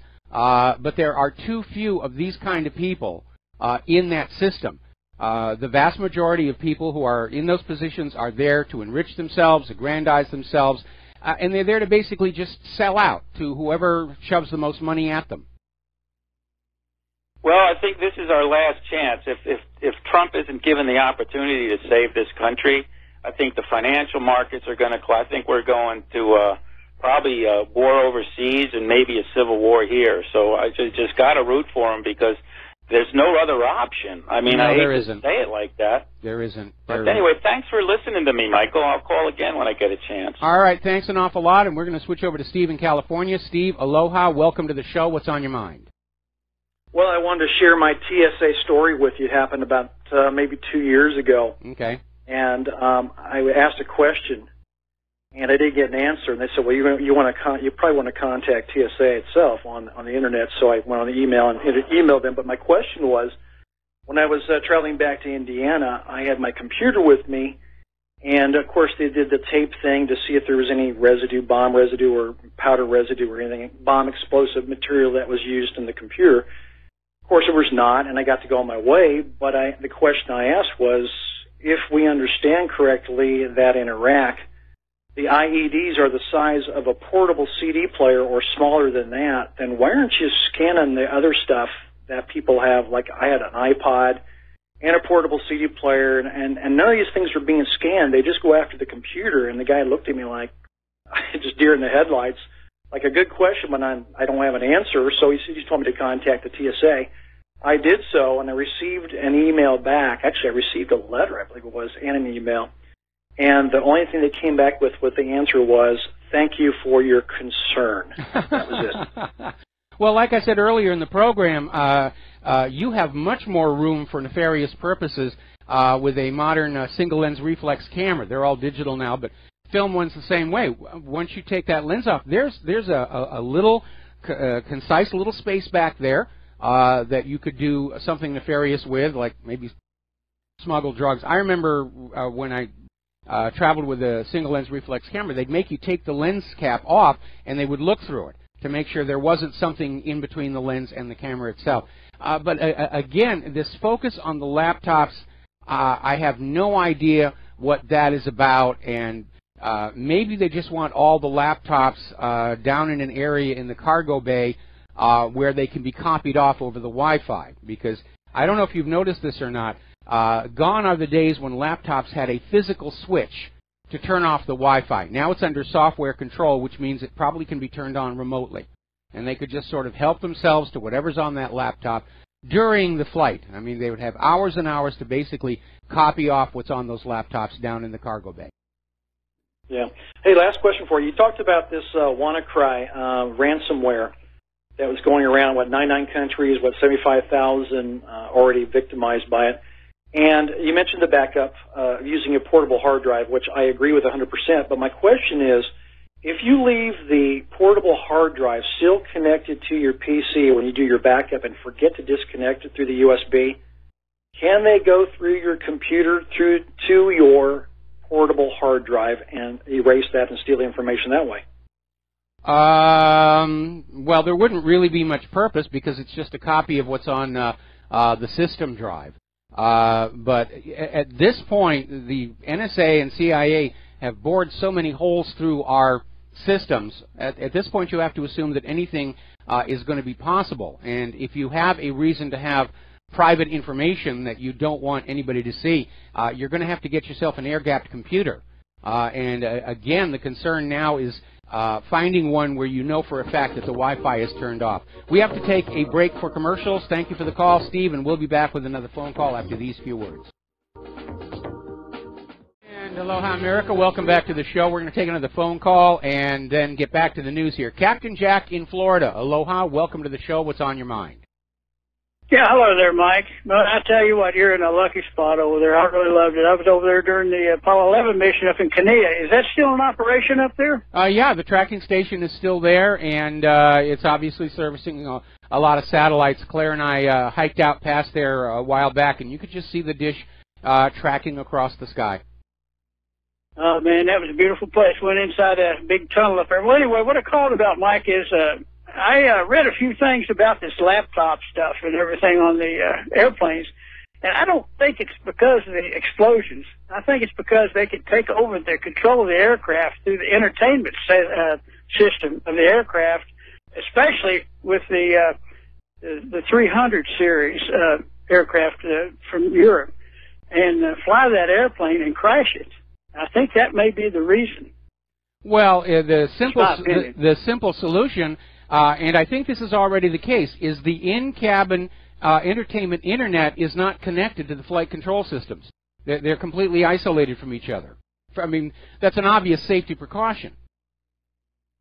Well, I hope so, but I just hope that's that it is, because I just don't think they can put like you say, a big enough explosive in the laptops to do that. Yeah. I don't know what's going on here, but the story just feels bogus to me. That sure is. All right, Mike, well, good talking to you. I'm broadcasting your program on 87.7 here in North Florida with 25 watts. I get out about 10 miles, so you're you're around up here. Well, greetings to all of our listeners in Florida. And one of the hard things about doing independent media is we never really know what our reach is.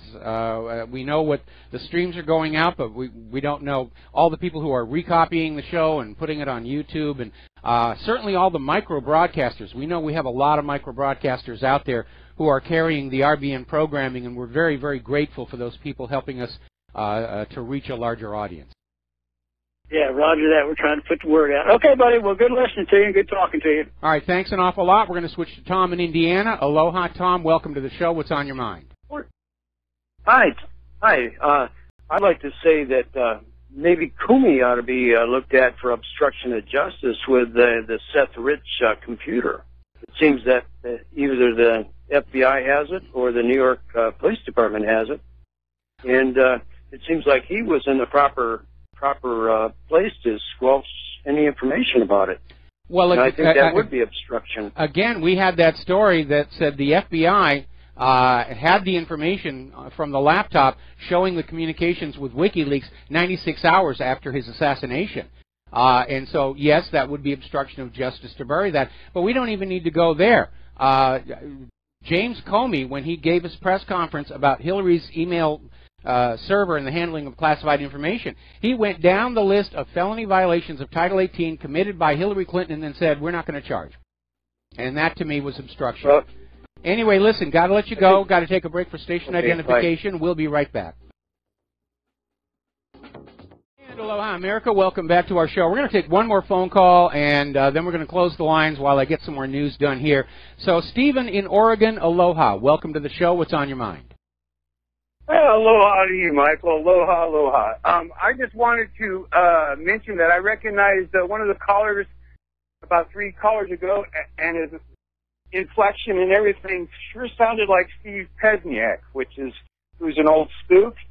And I also wanted to talk about the NDAA. I think was renewed or passed before Barry and his cartel got out of the White House, where they said, you can spend money on propaganda. It's illegal. It's legal now, right? Yes. Well, it's perfect timing. It's perfect timing. I think it was like when Trump was the nominee that was passed. So it just shows you that there is a war going on, and it's pretty blatant.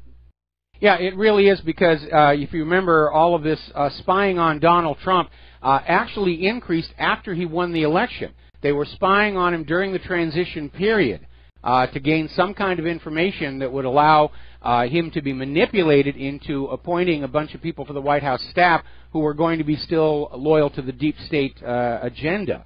And again, we've heard reports of a coming serious White House staff shakeup. It needs to happen. Trump needs to get people in the White House who are going to be loyal to him, who are not compromised by other. Frankly, I think Donald Trump ought to get a bunch of people from outside the Beltway. Just go on out and find good businessmen, good engineers, good whatever, who can actually do the work of helping in the administration, who are not already tangled up with the swamp. That's Trump's biggest mistake in terms of his White House staffing, is he went in there saying he was going to drain the swamp, and instead he turned the faucet on and allowed the swamp to pour on into the White House. Well, I just wanted to say that there's a propaganda war going on for all our minds, and you got to use great discernment. Okay, well, yeah, but the propaganda is getting so obvious, and as I said, we just found out, going back to CNN's own transcripts on Comey's testimony before Congress 2 months after this memo about obstruction of justice was supposedly written, and he testified under oath that nobody had approached him about handling a case or altering the case for political reasons. So we got him in a lie. We got him in a lie. This is Comey's revenge for being fired. Blessings, Michael. Blessings. All right, well, thank you very much. All right, we're going to close the phone lines for a little while and get some news done. I just got an email from somebody who was an in-flight technician for Panasonic, And basically confirms what I said before. All the little TV screens and the entertainment stuff in the armrests, and they are not connected to the avionics system. So this idea that somebody could take a laptop and take over control of the aircraft, that is definitely not going to fly. So something else is going on. And here's another issue. Okay, if it's really worried about bombs in laptops, if it explodes in the cargo hold, it's still a problem. So there's some other issue going on there. Now, we were talking about the economy before, and a lot of focus is now coming down on Home Capital Group, which is, for lack of a better word, it's crashing. It's crashing and burning following massive, massive losses. They're already talking about a taxpayer bailout, because after all, banks are holy and banks are sacrosanct, and we can never let a bank go bust here, no matter how much it costs the ordinary people. Interesting story out of Zero Hedge. The new, latest, improved theory behind the stalled economy, well, it's all the fault of you retirees. You're just hoarding too much cash. That's the problem. They're hoarding cash and keeping it for their retirement instead of spending it into the economy. They don't want to fix the problem. They're just looking for somebody to blame. It's the retirees. They're living too long. They're keeping too much cash. It's the millennials. They're not spending enough. Well, they're not earning enough. Now, one of the points of contention regarding the H-1B visas or offshoring is how much IT offshores to India. But apparently that is starting to come apart, and India's IT market is actually crashing. They're going into a slump. And whether it's the advent of automated customer support systems or just too many people complaining that they can't understand the people at customer support, but they're estimating something over 500,000 layoffs over the next 3 years. So that's starting to come apart over there. Now let's get back to the wonderful world of retail, because as you know, there is a meltdown in the brick and mortar stores. They like to blame online sales, and a lot of these brick and mortar retailers are trying to move online, and they're discovering that it's just as hard to sell product to people without any money online as it was in the store. And now, ironically enough, some online retail startups are going to dip their toe into actually having a brick and mortar presence. And a good example of that is Casper Sleep Incorporated. Now, Casper Sleep is you order a mattress from them. It's delivered directly to your home. But now they're making a deal with Target to actually have the mattresses on the floor, so to speak, inside Target. Even though looking around, it's very obvious retail is in serious, serious trouble. I think I mentioned on Monday when Claire and I did our little mini vacation away from home over the weekend, and I went over to the windward side, and I went to the Radio Shack to get just some little bits, heat shrink tubing, things like that. And they were having their going out of business sale. And there was a lot of empty retail spaces all over, not just the mall, but just driving down the main drag there in Kaonohi. A lot of empty retail places. It's not good out there. It's not good. All right, we're going to do a shout-out now to our on-air affiliates who are just now rejoining our network. Story over at Investment Watch Blog. They're talking about the meltdown in Venezuela, the economic crisis, and economic war has been waged against Venezuela going all the way back to Hugo Chavez. And the people are hungry, they're desperate, they're eating their pets, they're eating pigeons, whatever they can find. And they're putting pressure on the government to do something, except nobody knows what to do. Things are that bad. And you need to keep an eye on Venezuela, because when the economic crash hits here, and it may be starting with today's Dow, things are going to get rough. Things are going to get very rough. Now then, turning over to France, Macron has just delivered a bit of a surprise to his pro-Brussels backers by saying that he does not think it's taboo to call for changes in the European Union Treaty, and basically saying the European Union's need for deep reforms is so dire that maybe it's time to change that EU treaty. And that is going to be a bit of a wake-up call for Brussels and for Angela Merkel, who thought that by making sure Macron won the election that France would just go back to being an obedient little country, and all of a sudden, Macron is starting to talk the way Marine Le Pen was talking. Apparently, the Netherlands remains without a government 61 days after the country's general election, because the way it works over there is those parties who get the most votes, but not a majority, have to form a coalition government, and the talks keep breaking down. And apparently the sticking point remains the question on immigration. To continue with open borders, or to start saying we have to control our borders and control who comes in to our country. And that appears to be getting in the way of actually getting the government working. Who knows, life might actually be better in the Netherlands if they don't have a central government. I think there was another country, I think it was Belgium, went without a central government for like a year, and things really improved for the people. Apparently, support for the Brexit is continuing to grow, even after the election is over and done with.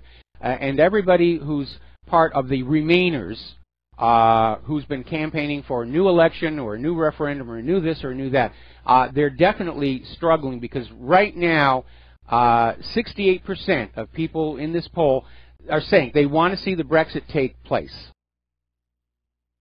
And only 22% are saying they want Prime Minister Theresa May to ignore the result of the EU referendum last year. To heck with this will of the people thing. All those British subjects, they made a mistake in their election. They didn't vote the way they were supposed to. Now, and Brussels is continuing to throw roadblocks across the path. Apparently now the EU, the European Union's top court, has now ruled that every national and regional parliament in the European Union must sign off on some of the elements of the future agreements for Brexit. In other words, the negotiations for Brexit are no longer London and Brussels, but it's London and Brussels plus Munich plus Paris plus blah, blah, blah down the road. It's just a roadblock. They're just trying to make it as hard as possible for Great Britain to carry out the will of the British people. Dirty politics. Here we go. Now then, interesting little article. This came out of LouRockwell.com, and it's called Sheer Lunacy on Campus. And we have been talking about how so-called higher education today has really turned into liberal indoctrination. And it really, for those of us who went to university back in the 70s, for example, you can't even recognize it anymore. And it's going down the list of all these things. The University of California, Hastings College of the Law, has added a chill zone, which is located in the library, and it has, just like a nursery school, mats for naps and beanbag chairs. And before or after a snooze, students can also use the place to do yoga or meditate. The University of Michigan Law School helped its students weather their Trump derangement syndrome by enlisting the services of an embedded psychologist in a room full of bubbles and Play-Doh. Remember, that came out at the time. And apparently to reduce pressure on law students, Joshua M. Silverstein, a law professor at the University of Arkansas at Little Rock, thinks that every American law school ought to basically eliminate C grades and set its good academic standing grade point average at the B level. In other words, your report card is now a participation trophy. And what they're basically doing is they're making it obvious that a university degree these days doesn't really mean anything at a time when student loans are just skyrocketing. Higher education has been turned into another scam. Get them onto the campus, get them on the student loans here, let them riot around, finger paint, whatever, so it makes them think that they've got some kind of an educational advantage over the high schoolers. and then kick them out into the real world.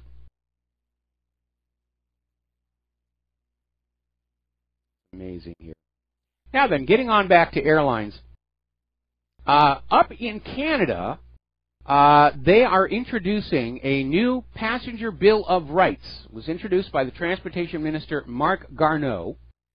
And basically, if this is carried through into law, it establishes rights for passengers on airlines, including such things as airlines will not be allowed to take passengers from a flight against their will. And there are other aspects like foreign ownership limits for airlines, requires railways to install voice and video recorders in locomotives. Keep an eye on those engineers. And other improvements to transparency and efficiency in the freight rail industry. And they have a really good one up there. Again, when Claire and I were living in Washington State, we'd drive up into Vancouver.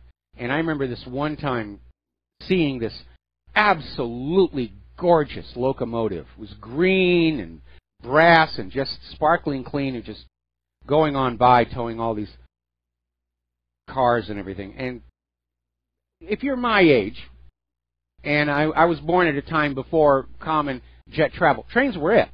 And so trains were things that we wanted to do when we grew up. All right, we're going to grab a phone call here. Dustin in New Jersey, aloha. Welcome to the show. What's on your mind? Hi, Mike. Hi. Hey, I want to talk about the EU. You got to change the name to the PU. Yeah, I'll go for that one. They stink. Of course, they stink. Hey, Mike, thinking of trains. I used to buy those model railroad. I'm 46, but I used to buy those model railroad magazines when those people in their basements had the gigantic, remember the gigantic layouts of trains. Oh yeah, I had one of those when I was a kid. And my two younger brothers got involved in that, and we all worked on that. We had a really nice rail setup. Well, I just couldn't afford the LGB side of that. Well, what's really interesting is there's a hobby shop that I go to every once in a while down here, and while I'm not into those toys any longer, I don't have the space for it or the time or the money. But what they're doing now, where they've got little tiny cameras in the locomotives, so you can see the engineer's view, and they have computers that will control the switches, and it's amazing what they're able to do with these things now. I mean, when I had it, it was basically, you'd turn up the speed thing down, and you'd have to flip the little track switches by hand. Switching gears, well, from trains to railroads and bridges, what's your take on the One Belt, One Road? I think it's fantastic what the Russians and the Chinese are doing, Mike, with that. Well, it certainly is going to have advantages. It's a high-speed rail system, and it's connecting China and Russia with Europe, and it will allow for the transportation of products much more quickly than loading them on a cargo ship and sending them around the Indian Ocean to the Suez Canal. So it really is a very good idea. Obviously, shipping companies are not at all happy with that. And again, though, it's going to be the backbone for an economic system that is not using the U.S. dollar, and that, of course, is a threat to the Federal Reserve. And that's 65% of the world's population over there, right? Yes. There you go. Checkmate. Game over. Thanks, Mike. All right, we're going to switch over to Jim in Michigan. Aloha. Welcome to the show. What's on your mind? Well, I'll tell you what. I love your program, and I'm just really upset about the fact that Robert Mueller was named special counsel for the FBI Russia Trump probe. Okay. This guy is dirty as hell. I was actually fortunate enough to do an interview with Susan Lindauer. Are you familiar with her? Yes. Well, anyway, she talked about the fact that, George Bush knew the attack was coming and the fact that there was planes flying into buildings and what have you. But Robert Mueller was named to the FBI just prior to 9/11. Yes. This guy is so dirty, and I'm just trying to think, Michael, who in the hell named him? I mean, was it Trump administration? How in the hell did he get named into this? Because he's dirty as hell. Well, let's see. Apparently this came out of the Justice Department. And Deputy Attorney General Rod J. Rosenstein just announced it. I'm looking at the story right now.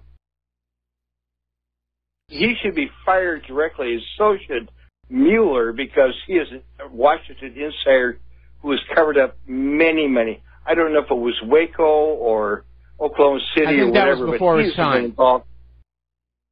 He's been actually covering up things for a long time. He is dirty as hell, and Donald Trump ought to get rid of this guy, and whoever appointed him, get rid of him yesterday. I'm sorry.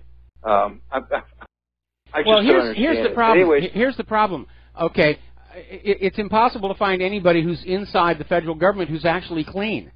They're all dirty. They're all, again, with those precious few exceptions like Trey Gowdy and Jason Chaffetz, they're all compromised. They've all done things to grab these seats of power and wealth that can be used as leverage against them.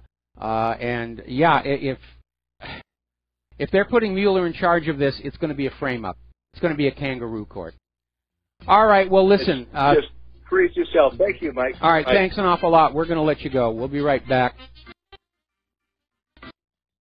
Aloha, America. Welcome back to the show here. And I was looking into Robert Mueller's biography, and I discovered something that should send chills down your spine. When Robert Mueller was the director of the FBI, his deputy director was James Comey. It's a rather incestuous little circle, and clearly the Department of Justice is now adversarial to the Donald Trump administration. It does seem like they're all ganging up on him. They want him gone. They're trying to send a message to the American people. No, you do not get to choose your leaders anymore. We will choose them for you because we are so much smarter than you are. All right, let's take a couple more phone calls, then we're going to get back to the news. Herman in Georgia. Aloha. Welcome to the show. What's on your mind?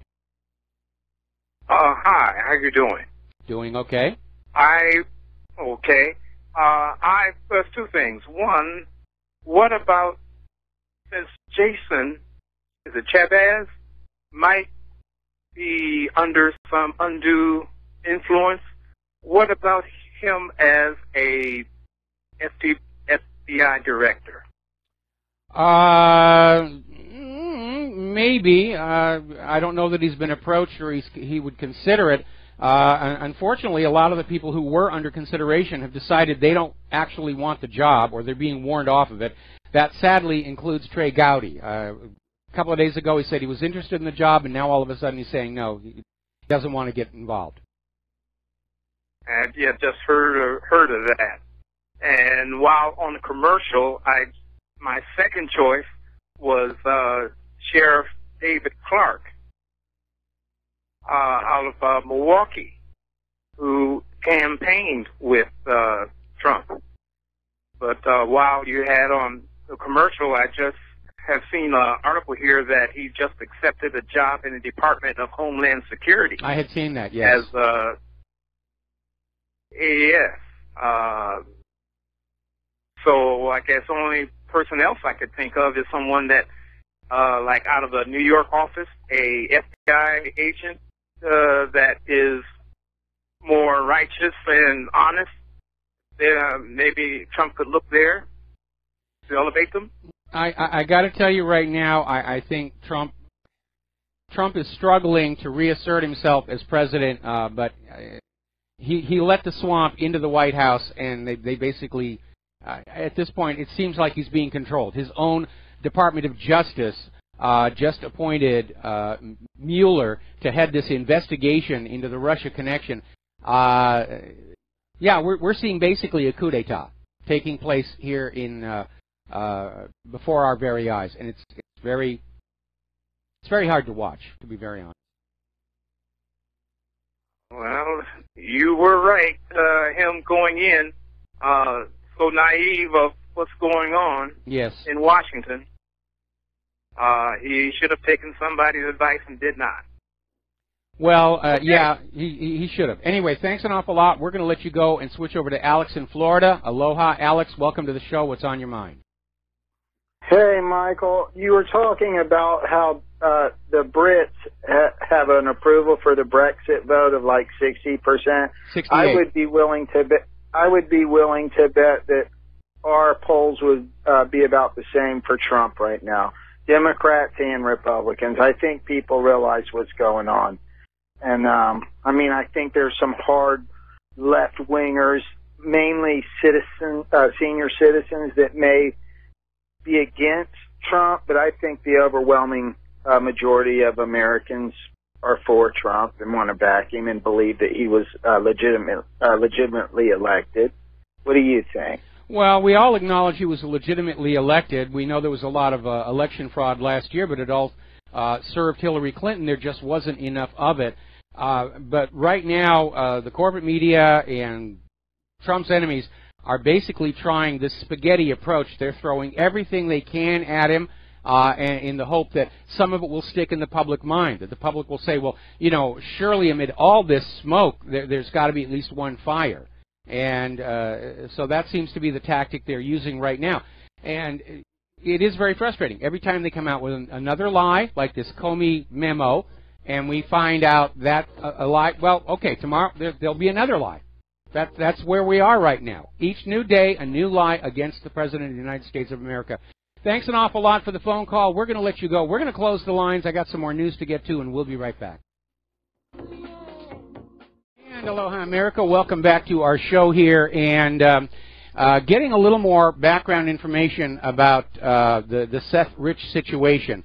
The detective who has gone public recently about evidence of communication with WikiLeaks on Seth Rich's laptop was not the only one. Apparently, right after Seth Rich was murdered, Seth Rich's family hired their own private investigator, Rob Wheeler, and he determined immediately that, yes, Seth Rich had been in communication with WikiLeaks and had been the source of the DNC leaks. And apparently, the police ordered him to stop investigating. And all they would say is orders from high up. But apparently the police knew that Seth Rich was the leak to WikiLeaks, and they kept quiet so that they could sell this whole story about Russia hacking the DNC based on CrowdStrike, which has already pulled back from their analysis. And the Democratic National Committee never allowed anybody else to investigate the servers, to do a forensic analysis. They just said, we have these people that we pay, and they're saying it was Russia. Just take our word for it. And they're still pushing Russia, Russia, Russia, Russia. And now apparently they've got former FBI Director Robert Mueller is leading the kangaroo court to try and dig up something on Donald Trump. And I'm dubious about his being able to remain in office. They're just ganging up on him. It's a big dog pile on Donald Trump. Okay, let's get on to some other stuff here. Still talking about the WannaCry ransomware. And we know that ultimately the fault for WannaCry and a lot of other cybercrime rests with the NSA and the CIA, who have developed these hacking tools that have been leaked out onto the dark web, along with working with hardware providers to literally put back doors into all of our electronics for the convenience of the spy agencies to spy on us in complete violation of the Fourth Amendment. And, of course, these exploits are then discovered by the criminals, who will then plunder us at will. But there may be another villain. This is reported over at The Verge, and they're quoting an article out of the New York Times where a sociologist, Zeynep Tefouki, places the blame squarely on Microsoft for its decision to stop supporting older Windows versions. Now, WannaCry primarily hit Windows XP, and apparently Microsoft has now issued a patch for Windows XP for this exploit. But Microsoft's marketing strategy of forcing us to buy a new operating system every few years for their profitability now has a clear downside, because they stopped supporting these older versions of Windows, which are still in wide use, and left everybody vulnerable. So there's a lot of blame to go around here. But again, it gets back to this idea that the U.S. government, rather than protecting the safety, security, and privacy of computer users, went the other way and said, we've got to pry them open. We've got to be able to just go in at will and look at anybody's email, look at anybody's bookkeeping, look at anything that they've got. And we know it's not always for honorable purposes. If you remember that Seattle APEC, U.S. government agencies were caught breaking into the computers of conference attendees and stealing business intelligence, corporate espionage, for the benefit of Bill Clinton's cronies. Give them an advantage in contract bidding. And that's not what they're supposed to be paid for, but that's the way they were used. And even though the first version of WannaCry has been disabled by that 22-year-old over in London, you still need to get these patches on there, because other people are going to be using these NSA tools. The cat is out of the bag. They're all over the place. And they're going to be using them. So thank you, National Security Agency. You've really made the world a better place.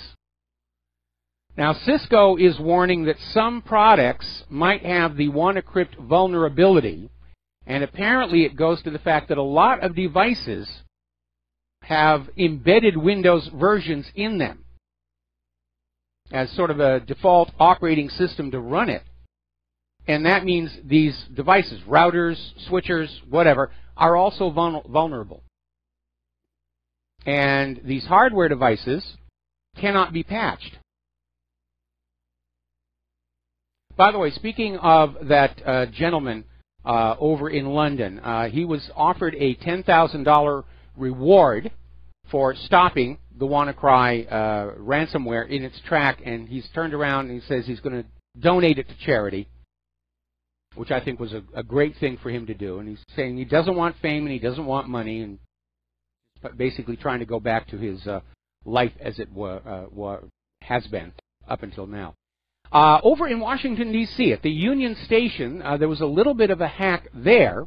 Apparently on Monday, they have these giant screens inside the station for train information and commercials, and apparently somebody found out a way to put porn onto those screens during rush hour.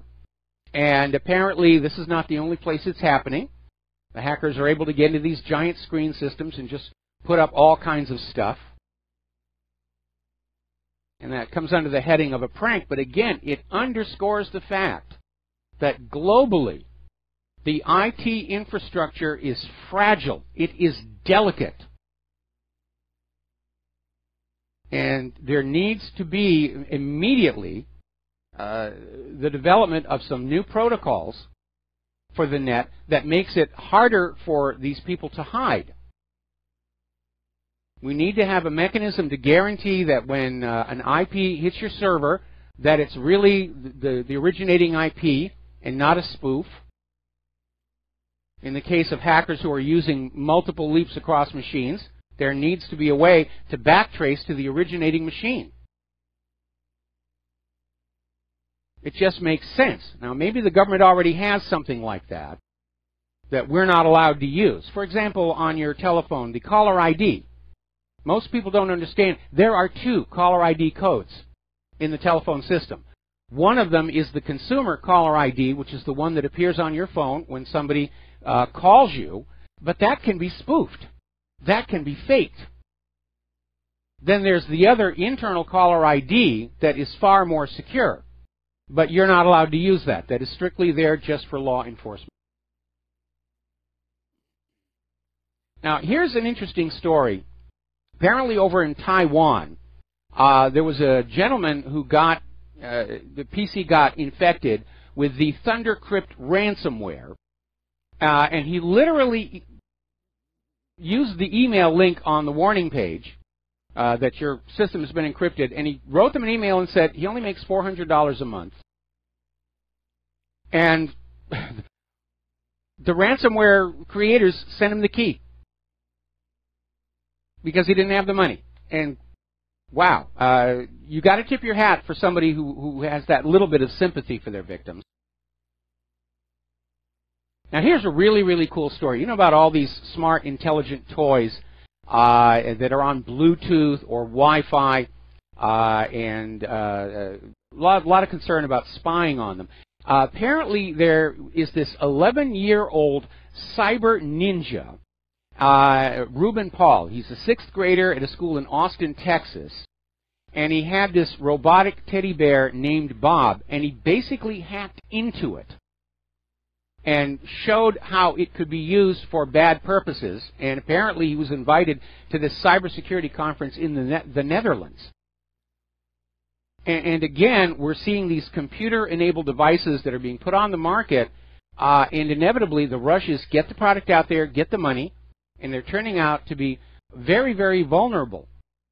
We keep hearing all these stories about these Internet of Things devices, Internet-connected devices, and how they're being compromised and turned into botnets for advertising, spamming, or DOS attacks.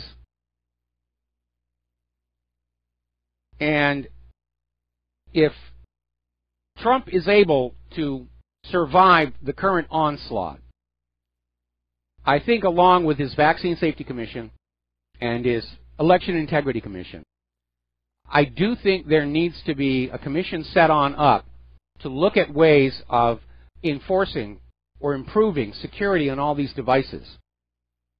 Because the WannaCry ransomware is a wake-up call. If somebody took the worm component of that and instead of ransomware as a payload, hypothetically, put in a sleeper program that doesn't make itself obvious. There's already one out there using the same exploit, and it's turning people's machines into cryptocurrency miners. And your machine's running slow, and you're not exactly sure why, and that's it. But you don't know that there's a virus because nothing comes up on the screen saying you've been infected. And for some reason, all these commercial antivirus security software systems don't seem to see the things that have the NSA code in them.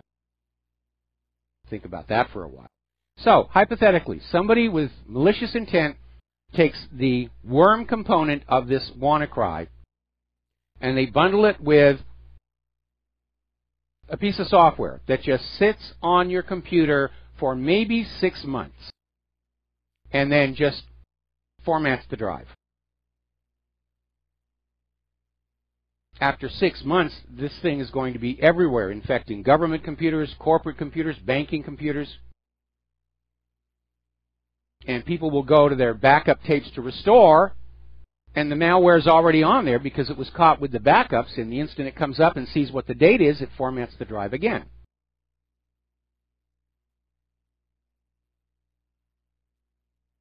So there does need to be something done. This has gone on way too long. We're all being victimized by cybercrime. And we do need to secure the IT infrastructure because it's not just hobbyists and geeks anymore. We are all dependent on a secure, working internet and computer experience. Companies have been put out of business from malware. I know I actually worked with one briefly many years ago when I was an Amiga developer. Some malware got onto the master disk going to the duplication company for a space shuttle simulator, and the backlash put the company out of business.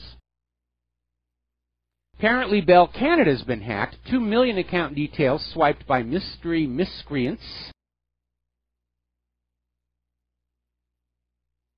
So, again, it's just wide open. And it's time to do something about it other than spending huge amounts of money on security software, which obviously is not providing any security.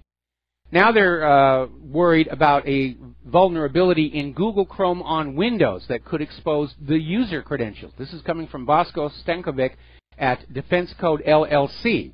And apparently the vulnerability in the default configuration of the latest version of Chrome allows malicious websites to trick users into downloading what's called a shell command file without prompting the user, as it would normally do with other downloads. There is something in there that allows this file to be downloaded without your awareness and then executed on your computer.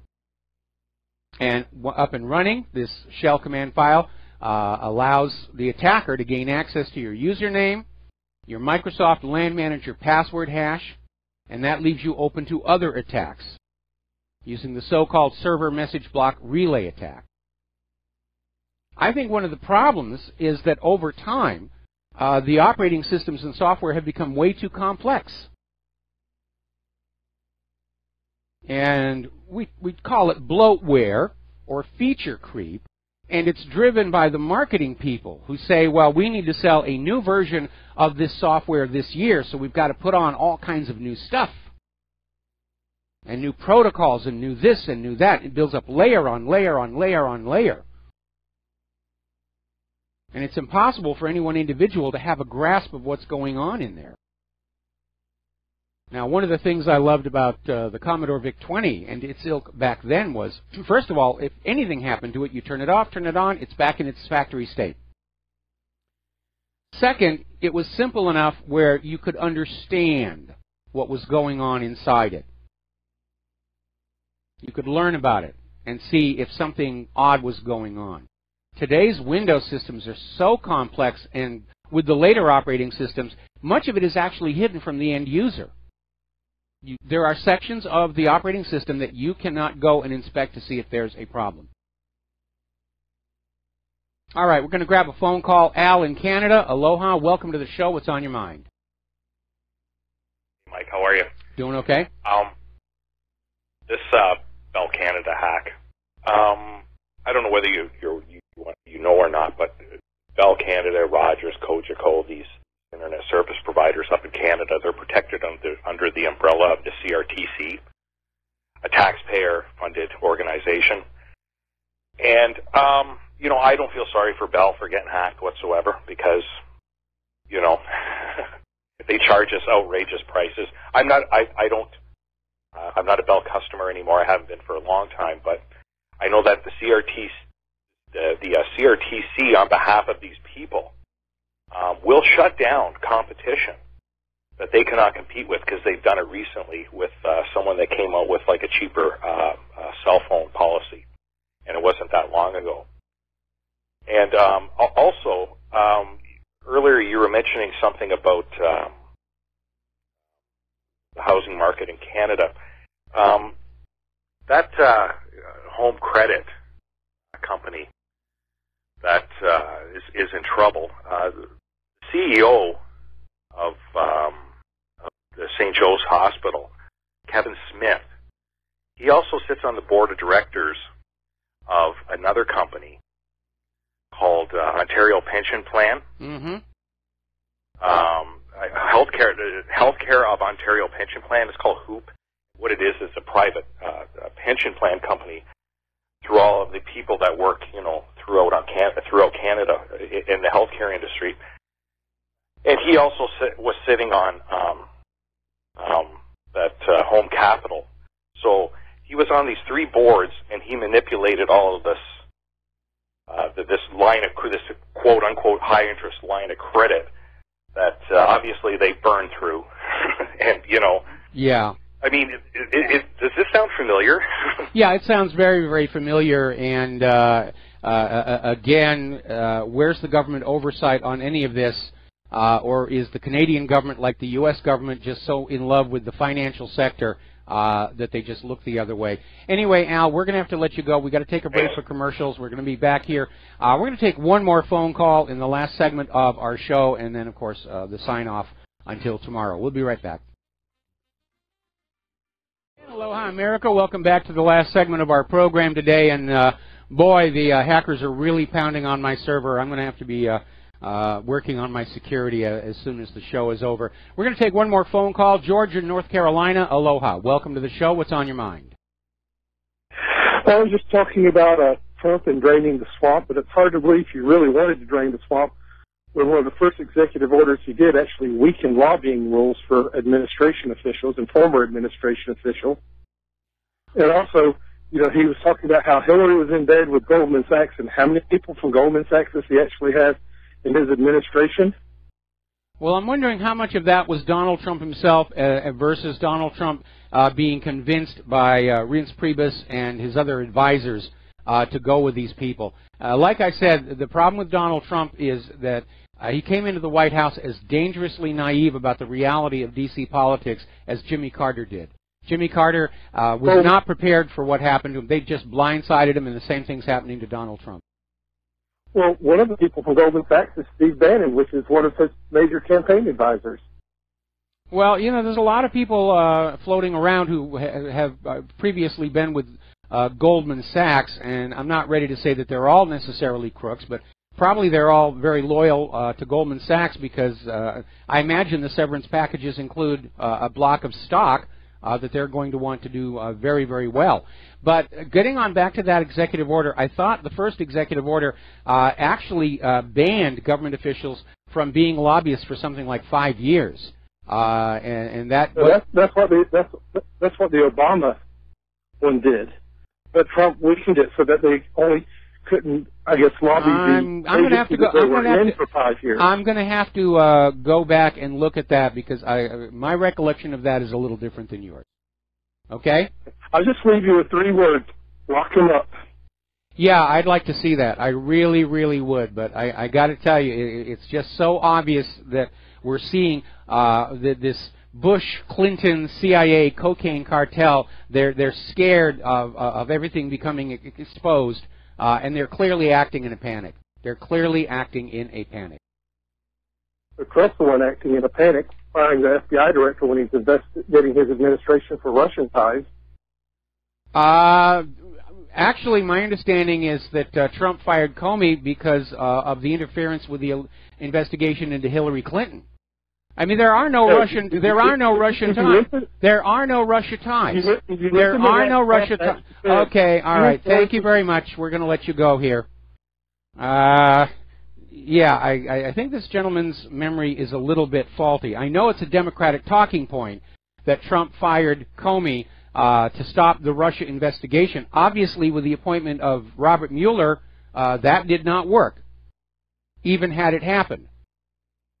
Comey was fired because he basically, when he went out to defend Hillary Clinton, he exceeded his authority. And he basically misquoted the law or misapplied the law. And Comey's firing is why the deep state is now in trouble, because they're dealing with a president who would be open to seeing some indictments, trials, and prison. Okay, there's the music. Time for me to get out of here. Get to work on some new security for the server because we're just under heavy, heavy attack. We'll be back tomorrow here on the Republic Broadcasting Network. Until then, please share what you know with everybody that you know. Copy off the original articles when you can get to my server. Send them around. And please, call your local conservative talk radio show and introduce them to republicbroadcasting.org. Ask them to carry our programs. We'll be back tomorrow. Aloha, America.